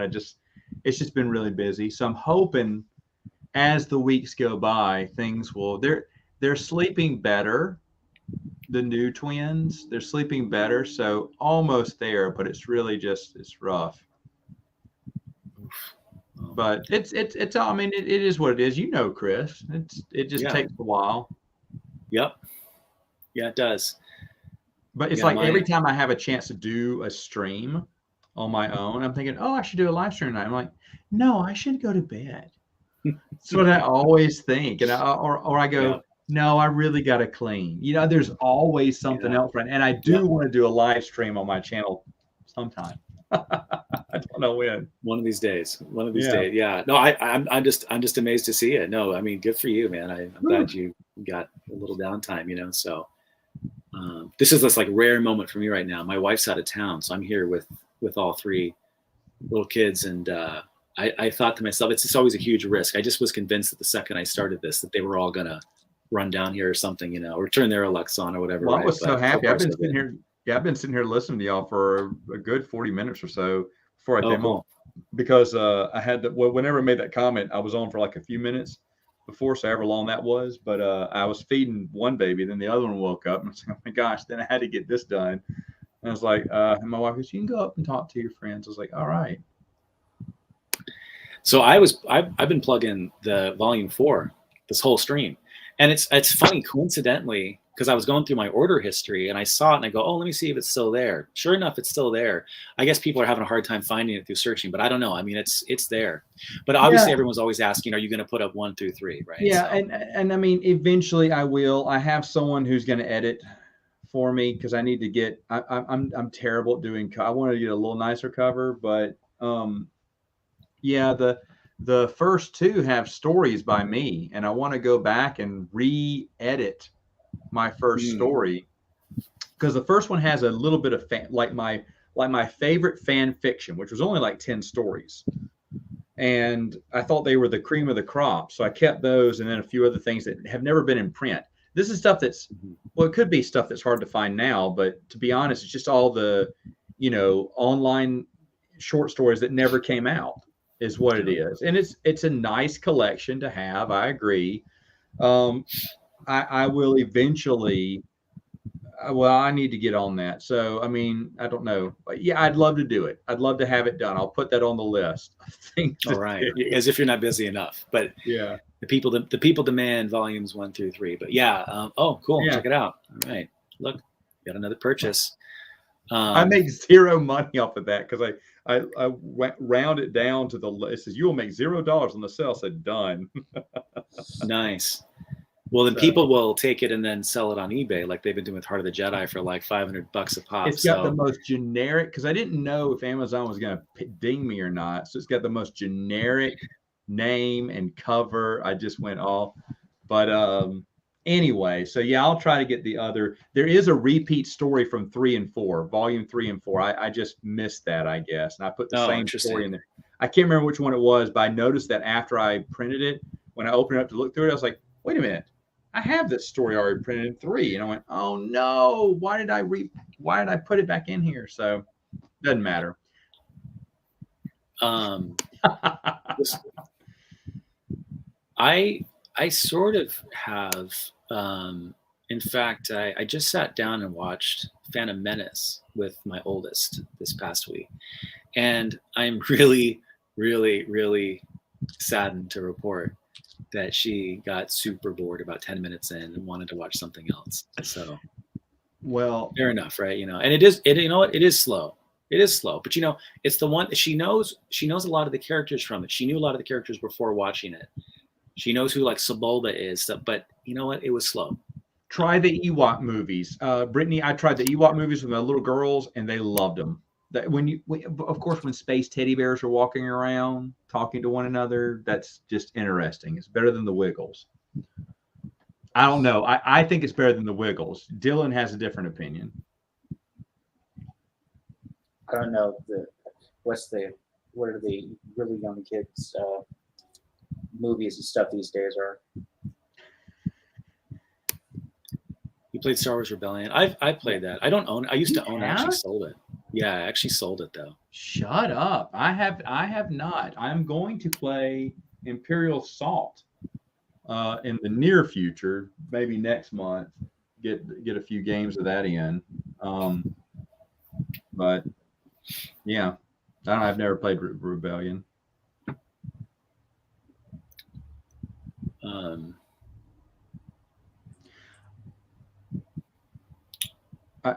I also want to say, Dylan, that right now we're undefeated. So how long will that last? Not another day. I don't know. Don't worry, you'll find a way to not make the playoffs. Oh, and Chris, you'll be happy to know that one of the first things I got when my kids were born was the audio dramatization seasons 1 and 2 of Highlander, which I've been enjoying so much. Did you get that for yourself? From or was Big it a Finish Audio. That was my gift to myself. Yes. Oh man, good for you. So are there still a few? I mean, is that everything, or there's still a few more? That's it for Highlander EU. That all connects. It's You've been talking about those for years. That's yeah, because I've been wanting them, and they Big Finish reprinted them. They ain't cheap, but they reprinted them. So I was like, well, all right. And I got them, and they were fun. I've been watching. I've subscribed to. Adrian Paul has a YouTube channel, and I've been subscribing to him, and he's just interesting. He's an interesting guy. Y'all were talking about Wave 4. I'm sorry to like turn back the clock on your conversation, but you were talking about was it Wave 4? Wave 5. Wave 5. Wave 5 is the what most recent one. speculating? I'm sorry, what? Wave 5 is the most recent one that leaked. Okay. Put that up on the website then. I thought you guys did. I didn't. I haven't yet. Look at me. It's kind of old news at this point. Sorry. Well, wait. Did we then? I can't remember. I don't think we did, but it's like 2 or 3 days old at this point. That's old news on the internet time. But okay, well, you were talking about alternate. Hey, this is great. This is perfect. The reason I don't do YouTube videos. This is great. So this is fantastic. I come back for the first time in 7 months, and stupid assholes like this come by. I love it. Fucking idiot. But you know, what was I saying? We were talking about something. Shoot, I can't remember what I was going to say. Wave 5. So Wave 5 is back to work, tour Revan, tour Deceived. That's right. Yeah. Oh, you gotta love it. Terrible way, Jim. Give this guy another. Let's platform this guy. Look at you. What a genius, literary scholar. Oh, I love it. Oh, chill out, man. It's just a question. Hilarious. Oh man. Look at this. Look at this. Woo. A little back and forth. All right. I love it. Hilarious. Oh, man. No, you were talking about covers. Are there any of the question I had, and if I missed this, I'm sorry, but were any of the new covers y'all were fans of that were better than the original? The only one, I don't know if it's better than the original. You like the second Darth Bane novel, right? Right. We talked about that. By default, yes. But I don't like it as a cover. I like the idea that the trilogy has a consistent art style of their covers. Yeah. But the only one that I actually do like is the Kenobi cover. I don't know if it's better than the original, but I don't think it's better than the original. It's not bad. Yeah, it's the only one that is like, all right, that's good. I don't like what they did with Plagueis. I think I have to look at it again. Palpatine just looks off.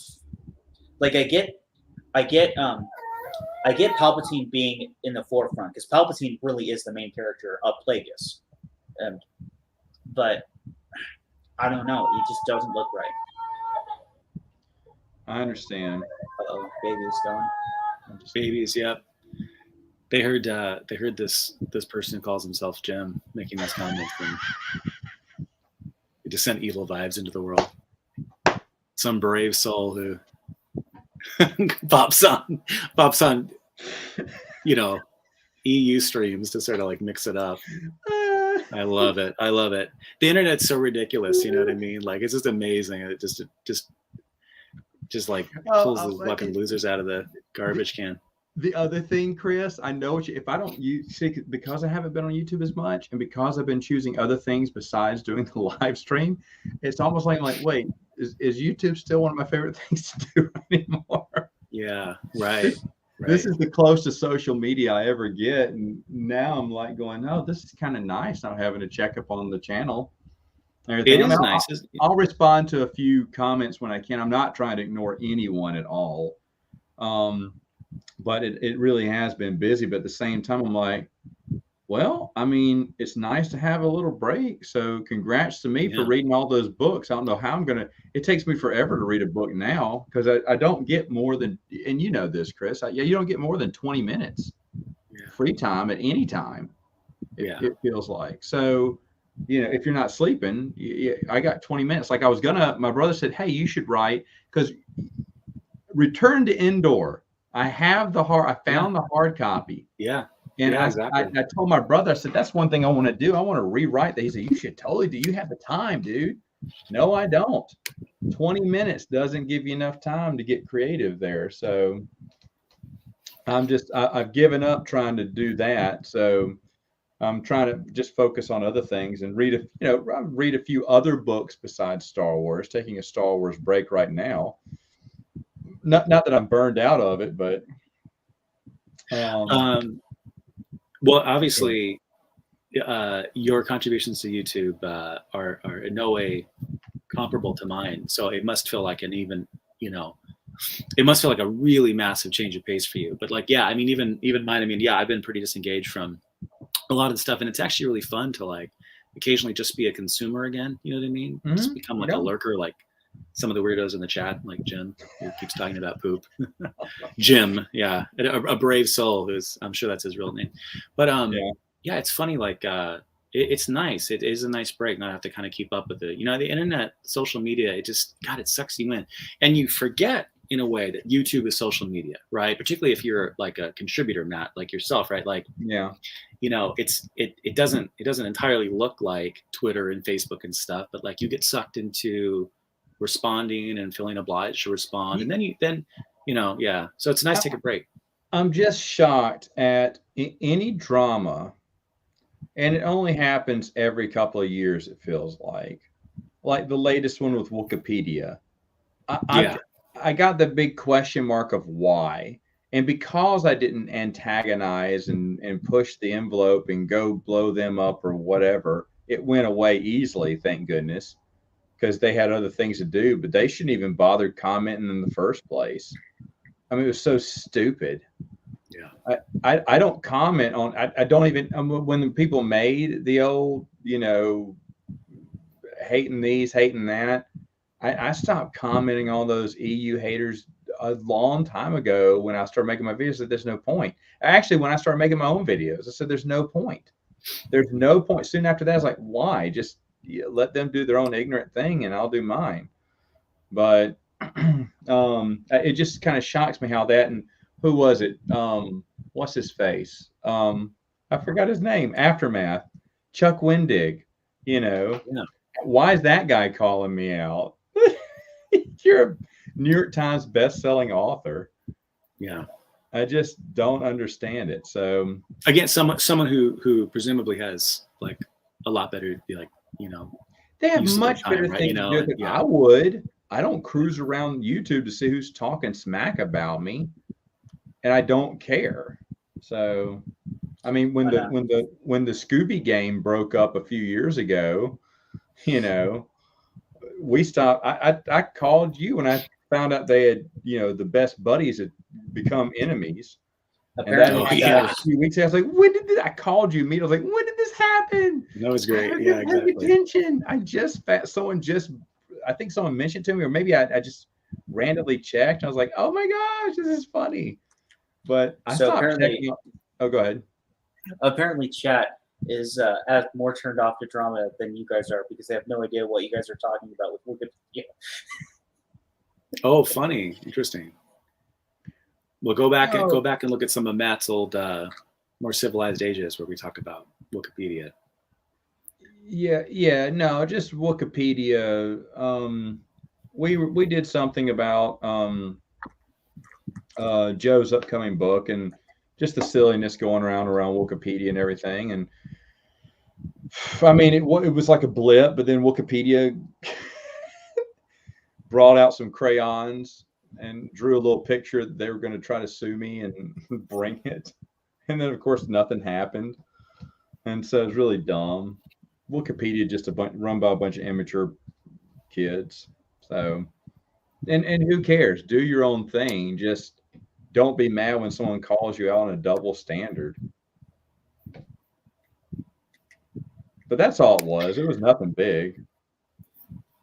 I didn't think it was anything big.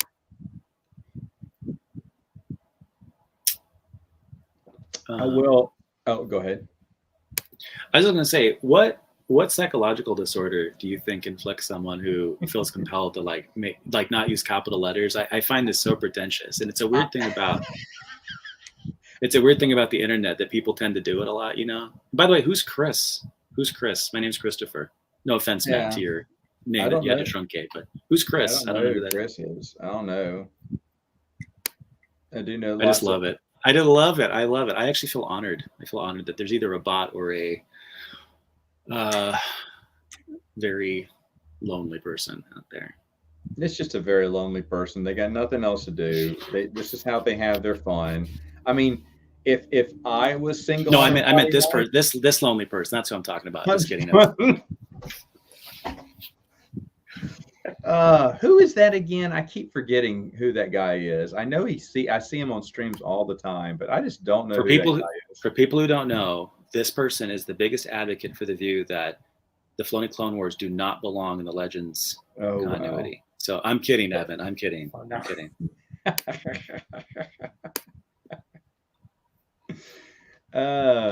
But no, I've enjoyed two Star Wars nerds as well. Their Yeah. kind of stuff and what they've been doing. I've been watching YouTube because I have time while I'm feeding babies in the middle of the night to catch up on videos. Who else? Man, Meg, when she sat down for everyone loved my review of the book, but she dressed up as with the chin and everything. That cracked me up, man. I think she just did Attack of the Clones, did she not? No, well, before that, she did The Approaching Storm, and she dressed up as oh my god, Lamara. I even forgot her name now, but it was so funny. It's so funny. The Approaching Storm actually does have a bit of a continuity error, both within Legends and canon, in that it describes both Bar Sofri and Luminar and Dooley as humans, not I didn't catch that then. Meridians, I think. Is all I know is that book tried to put you to sleep, and it begged you to stop reading it. There was like every other paragraph. It was like, why are you still reading? I told you. It's like that Grover book. There's a monster at the end of the page. Don't turn the page, and you keep turning the page, and Grover's like, what are you doing? It's almost like Alan Dean Foster's like, what? There's nothing at the end of this book. You keep turning pages. I'm not going to give you any content. You turned another page, so I didn't do anything. I'm still on the same subject that I was about 10 pages ago. It's really bad. So I know someone put on here earlier, I don't know why Matt hated the Coruscant Nights, but why that was in his top 10. Good news for you. There's a good chance it won't be, because almost every Clone Wars novel is going to be taking that place. Apologize to Bantam right now.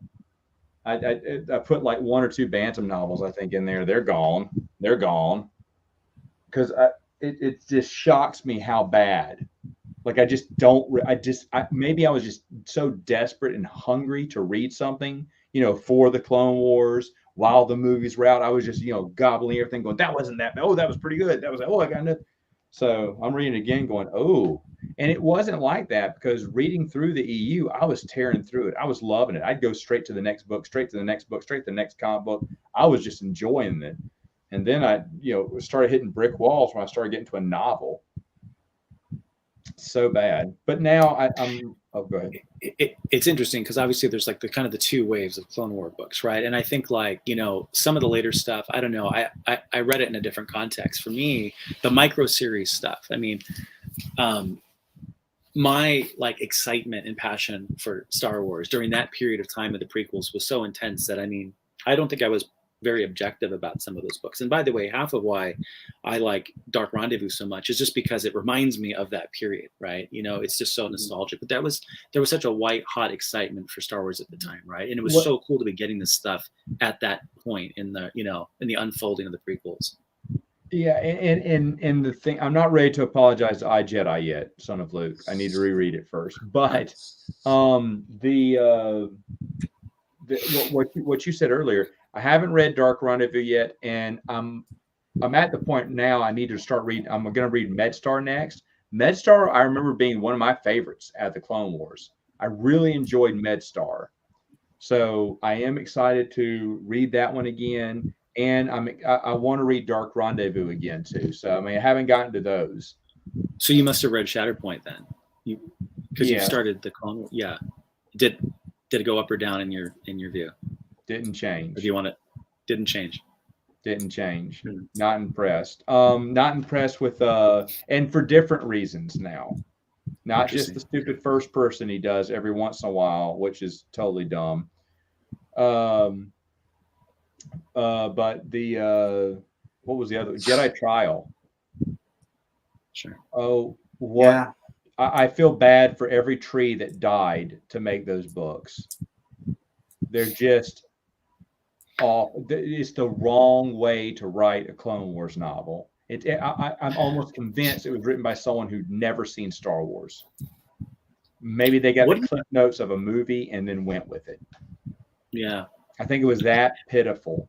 And it's so sad that, again, what they were doing was trying to find someone who writes military books and give them a Clone Wars novel. I get that, but if they don't like Star Wars or they're not familiar with it, you shouldn't ask them to write. I still like Shatterpoint, and I think it's a necessary book about war in the context. Well, so does Del Rey, the Star Wars and the Clone Wars. Yeah, well, yeah, exactly. Clone Wars is great. Yeah, Del Rey agrees. But structurally, there's a weird tension, I think, between kind of like the first person sort of Dear Diary stuff and then the actual gritty story, right? And I've wondered this, Matt. What do you think about? And maybe you've already planning this for a review or something, these sorts of. But what would you think about if they'd gone back? I kind of actually wish the Dear Diary stuff could have just been a series in like Insider, right? Just make it separate, right? Make it, a supplement to the book, right? But pull it out. I think that would have been maybe more helpful. Sure, I guess more palatable. You could do that, or hyperspace, which they did a lot. Sure. Something like that. Yeah, that's where the letters from Ben Skywalker and what was the other thing they did? The messages on the doomed ship. And yeah, we were talking about that. For Death Troopers, right? And Death Troopers, and that kind of stuff for hyperspace was totally fine. Yeah. I didn't mind that, a little bit extra there, and that would have been something better. Well, you should get to work. I'm going to reread it. No, but like I said, I've got 2 more. My buddy gave me a bunch of wrestling books. I've got 2 more left to go on those. I got a comic book series I want to knock down. My buddy wants me to read this comic book series, and then I'm hopping back on Star Wars. So, and I'm excited to. I'm not burned out, but rereading everything really reminds me why I love those books so much and why I love that expanded universe so much, because it really does tie in very well together. And it's just amazing that anything of that magnitude fits like it does. Sure. So you don't have to say your thoughts on it if you have read it. You can save it for a review. But have you gotten to Hard Contact yet? Yes. Okay. Yeah, I have a review for that. Yeah, it's funny how Hard Contact can be taken 2 ways. The thing is, let me didn't get any better either.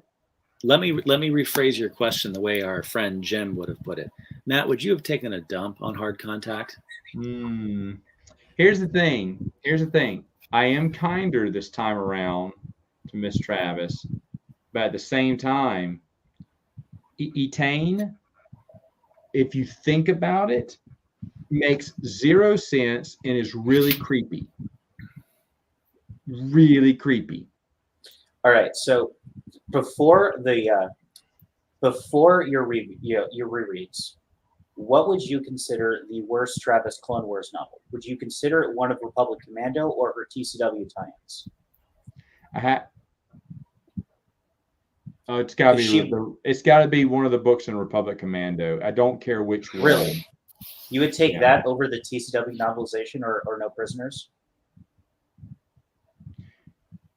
Oh, the novelization was pretty bad too, but I mean the movie was bad, so I can't really fault her for that. That's not her fault. Yeah. Yes, actually, I think the TCW novel leads better than the movie. I think she did an incredible job with a terrible script.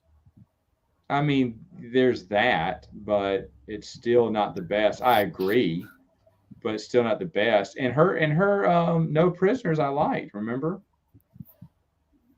That was one I actually enjoyed. That's a Karen Travis novel that I actually was having fun about. And I liked some of her Legacy of the Force stuff. This is entirely plausible because I think there's more there's more collaboration than we're aware of, or there's more sort of like I think Karen Miller actually picked up some things. I mean, I think the reverse is true as well. I think that like I think some of the things that Miller did, I think Travis was initially sort of involved with. I mean, it's been a long time since I looked into this, but yeah. Yeah, Evan reminded folks that Dark Rendezvous is my favorite, and this is always a good reminder of like the way I break this stuff down. And I've actually added a fourth layer, and I think I've talked about this in the past, but I think when you talk about these things like favorites and stuff like that, what's the best, people get really confused. To be really super clear, I think there's 4 levels of analysis. So I'll get nerdy for a second. Here's my framework. There's things that you think are actually the best objectively, that you would actually make an argument for, that like if you didn't think they were the best, you'd be identified as having a contrarian opinion, right? You know, the second is what's your favorite, but it could be your favorite for an obviously set of subjective reasons, like nostalgic reasons, like in my case for Dark Rendezvous. Don't think it's the best, but it's my favorite. That's different, right? Mm. Then there's what are the things that you reread the most, which again could be for different reasons, right? In my case, I think Plagueis is the one I've reread the most, partially because it's on my Kindle. So when I fly, it's right there. I mean, it's just that simple, right? But the more I read it, the more it maybe makes me think about, maybe it'll become my favorite someday, or maybe it'll make me realize it's the best or something, right? But I've started to realize there's actually a fourth layer now. And I think and this is true whether you're talking about books or movies or music. I think there's a fourth layer of what within, like, say, an artist or a IP or something is actually iconic. In other words, in some sense, what books or music or films, whatever, are almost beyond ranking. You know, so that the interesting question becomes like, what's the second best, and so on and so forth. This is kind of a bad example for a lot of reasons, but like in the way that, like, if you're ranking presidents, you know, George Washington is he's iconic when it comes to rankings. Why would, you know, maybe a bad example, right? Like, here's like think of like music, right? Like, you know, there's some albums are just iconic. You're truly contrarian not to think that, right? It's beyond rank. And so I think it'd be interesting to classify EU books that way, right? What's iconic? What's the best? And then what are your favorites and what do you reread the most? You know, they'll all be different, I think. See, I would say Heir to the Empire used to be that iconic, untouchable tier, but now everyone is like, it's kind of subpar. But even though they say that, it's still Heir to the Empire. I think it is iconic in this way. I think it might still be, but you're right. You're totally right about that. It's incredibly flawed book, but it is iconic. It is. It needs no introduction. If you have picked up a Star Wars book in your life, odds are you picked up Heir to the Empire. I think the interesting thing I think something can be iconic and still be subject to debate. It's just that you won't change anyone's opinion. Like it's just reached some new level, right? You know, so you kind of just have to grant that ground to it, you know, and make a different case, a contrarian case, right? So interesting. Yeah. Definitely not the best, right? It's definitely not the best. Yeah. But well, oddly enough, everyone asked me that, what have you reread the most? And it's going to be West End Games Dark Strider campaign. Yeah. I can't, and to be fair, as I'm going through this, I may just start rereading the types of adventures again. I will do it again because I just love that idea. I thought that would have made a great series. I remember on the honeymoon, I brought that with me, you know, just in case you're stuck in line or something. I brought my backpack and I just brought out the book and read it while we were in line. But she used her phone and I used the Dark Strider I read the Dark Strider campaign. But on the topic of what do you read most, there's 2 ways I read things, right? There's like reading a book cover to cover, right? Starting to finish. And then there's, I don't want to read this whole book again, but there's this one chapter, this one passage that I really like, and I'm just going to skip over and read that particular chapter or passage because it's really good. Because I do that with Plagueis a lot, with Palpatine's monologue as he's killing Plagueis at the end of it. I do that with Battleland. There's a lot of in New Jedi Order Traitor. There's a lot of the conversations with Jason or Vergier that I'll go back to sometimes. I'm trying to think of. That's an interesting topic. So what chapter not book endings, but what chapter endings were good? Holy cow! I mean, obviously, I'm going to say Kevin J. Anderson when is it Gantoris gets eaten, burned alive to the dark side, and Luke kind of stumbles. I remember if I remember right, it's been a while since I read it, but he grabs the hold of the side of the door and kind of almost crumbles, and he trembling barely gets out, beware the dark side, And I was like, oh. But do you like that you go back and like, I want to reread, I don't want to reread this whole book, maybe I don't have time, but I want to reread and enjoy this one section of this book that I don't do that, but I is think that that's it? pretty But cool. is that a credit or a discredit to the book? It's a credit that it has this one moment Yeah. that's really memorable, No, but it's kind of a discredit that like I kind of don't want to read the whole thing, but there's one part that's really good. It's funny, and I was sort of saying that in the context of Revenge of the Sith, where I can't count how many times I've gone on YouTube and watched the opera scene, the Plagueis, dialogue, but I don't watch the whole movie a lot. It would feel like work to do that, actually. Random thing. What do you guys? I think another fun thing is what are the best closing lines of a book, and what are the best opening lines? I think it's kind of cheesy, but I think the best opening line that still sticks with me is Shadows of the Empire. Dylan, do you have it right there, or Matt? Do you guys remember what it is? It's cheesy, but it's fun. The best opening line, the best opening sentence in a book. I don't know. I can't think of a best opening sentence, but I can't think Did of the Caesar best start? opening. Did Prince Caesar start off by saying, "I'm naked, Leia"? I don't know. Mine is Lando Calrissian's. Every chapter that begins with Sabak. Sure. As he gets into a tight situation. I think that's great. No, what is the Shadows of the Empire one? I want to hear. Well, I don't have it in front of me, but do one of you guys have I'll it? go get it. You know what? Go get it. Go get it. Yeah. Right. No. It's like literally like the first. It's the first sentence in the whole book. Oh my gosh. Okay. I have one. It's not a first sentence, but I think the opening to the Revenge of the Sith novelization, this is the story about the downfall of the Republic, and it's like going all the things, but like it has like one, this final, beyond was the downfall. It was going to give it like one final, like it was going out with a bang. I forget how Stover put it, but it's like, yes, it's beautiful and it gets you like so hyped for what you're about to read. It's like, this is the end. This is a depressing story, but but right before it gets bad, there's one last hurrah for these characters. And by the way, and that's the audio version of that is so amazing too. The way that's read and drawn out. Matt, you want to read it? It's cheesy, but it's adventurous. He looks like a walking corpse, Caesar thought. A mummified body, dead 1,000 years. That's the prologue. No. Yeah, no. The first chapter one. Chapter 1. Chewbacca roared his rage. Is that it? Wait, is that right? No. What? Chaz the Empire? Yeah. Chewbacca roared his rage. What am I thinking of then? What on earth am I thinking of? Well, hold on. Chapter 2, shall I? Leia just like said owning myself in a bad cantina in the bad part of Mos Eisley. No, what on earth am I thinking about? Wow. Luke started a little furnace. No, I think I'm losing my mind. What book could I be thinking about? Wow.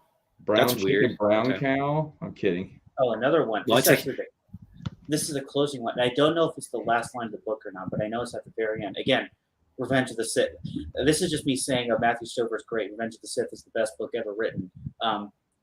But the end, because throughout the book, right, there's the thing with like the dark and how it's consuming it's everywhere and it's like going out. But at the very end, it's like the dark is all these things, but it has a weakness. One candle can hold it back. Love is more than a candle. Love can ignite the stars. And I think that's how it ends, or it's at the very like near end of it. But that is another good chapter is when Tom Fannin dies. That's a good one. That is I gotta look this up. I had to get up and get this. I don't have any of my books here, but I'm gonna go on Amazon. You can like look inside books. Let me see if I can remember which book it is. You can probably that's tell really I've read weird. Plagueis and Revenge of the Sith the most because they're the ones I know the most. Yeah. Oh, that's a great point about Revenge of the Sith. Though, man. That's an iconic opening.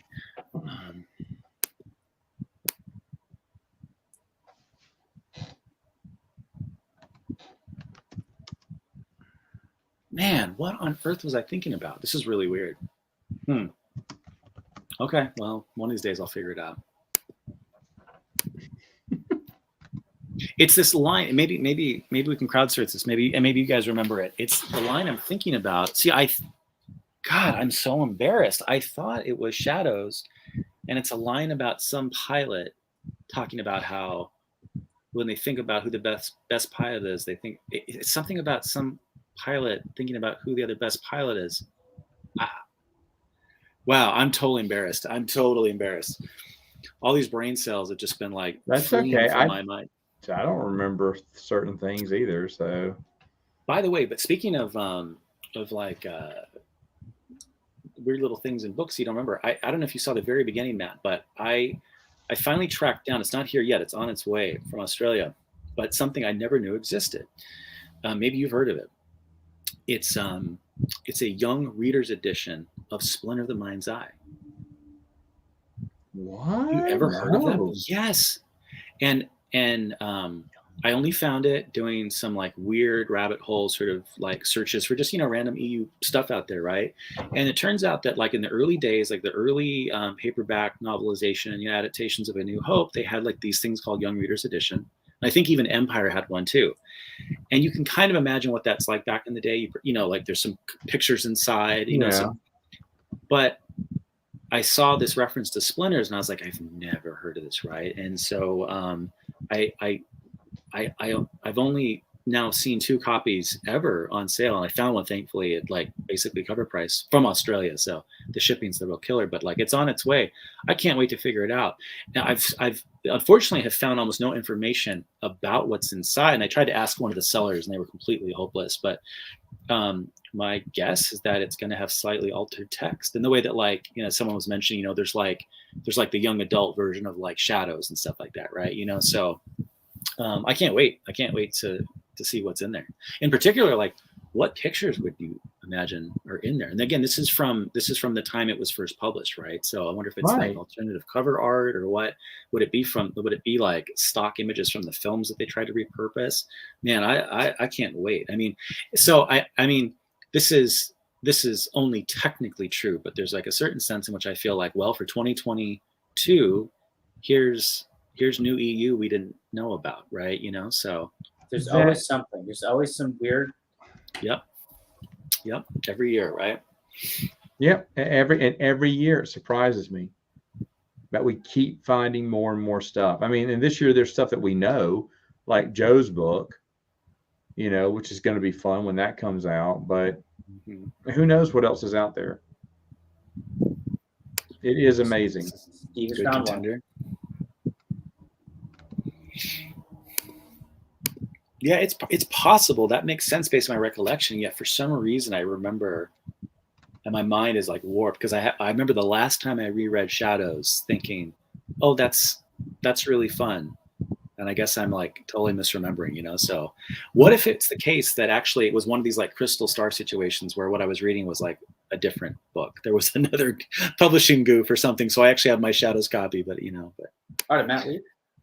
Who is Matt? I guess he says device is not connected. He's gone. Oh dear. He's gone.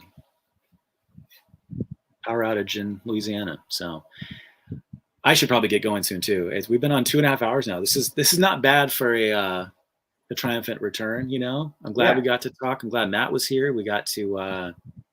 I got a troll. This is great. This is like world record sort of like troll bait. So anyway, I hope to do this again soon. I keep looking over at all of these posters I was sort of referencing. I can't wait to show those off. There's a lot of really cool things in there. It says more books in the vein exist, even books like Power of the Jedi. Well, it's a good question. I suppose I guess it means we'd have to define, in what vein we're sort of referring to. I mean, these are unique in the sense that, like, he's back. Sorry, I don't know what happened. It just kind of turned off. This is an interesting question, right? The thing about these Hungarian novels is that, like, it's not just that they're like bootlegish or sort of like elevated fan fiction, right? But there's sort of like that kind of weird sense in which, at least in the beginning, they sort of thought they were legit. The people producing them thought they were legit. I don't know if there's anything else quite like that.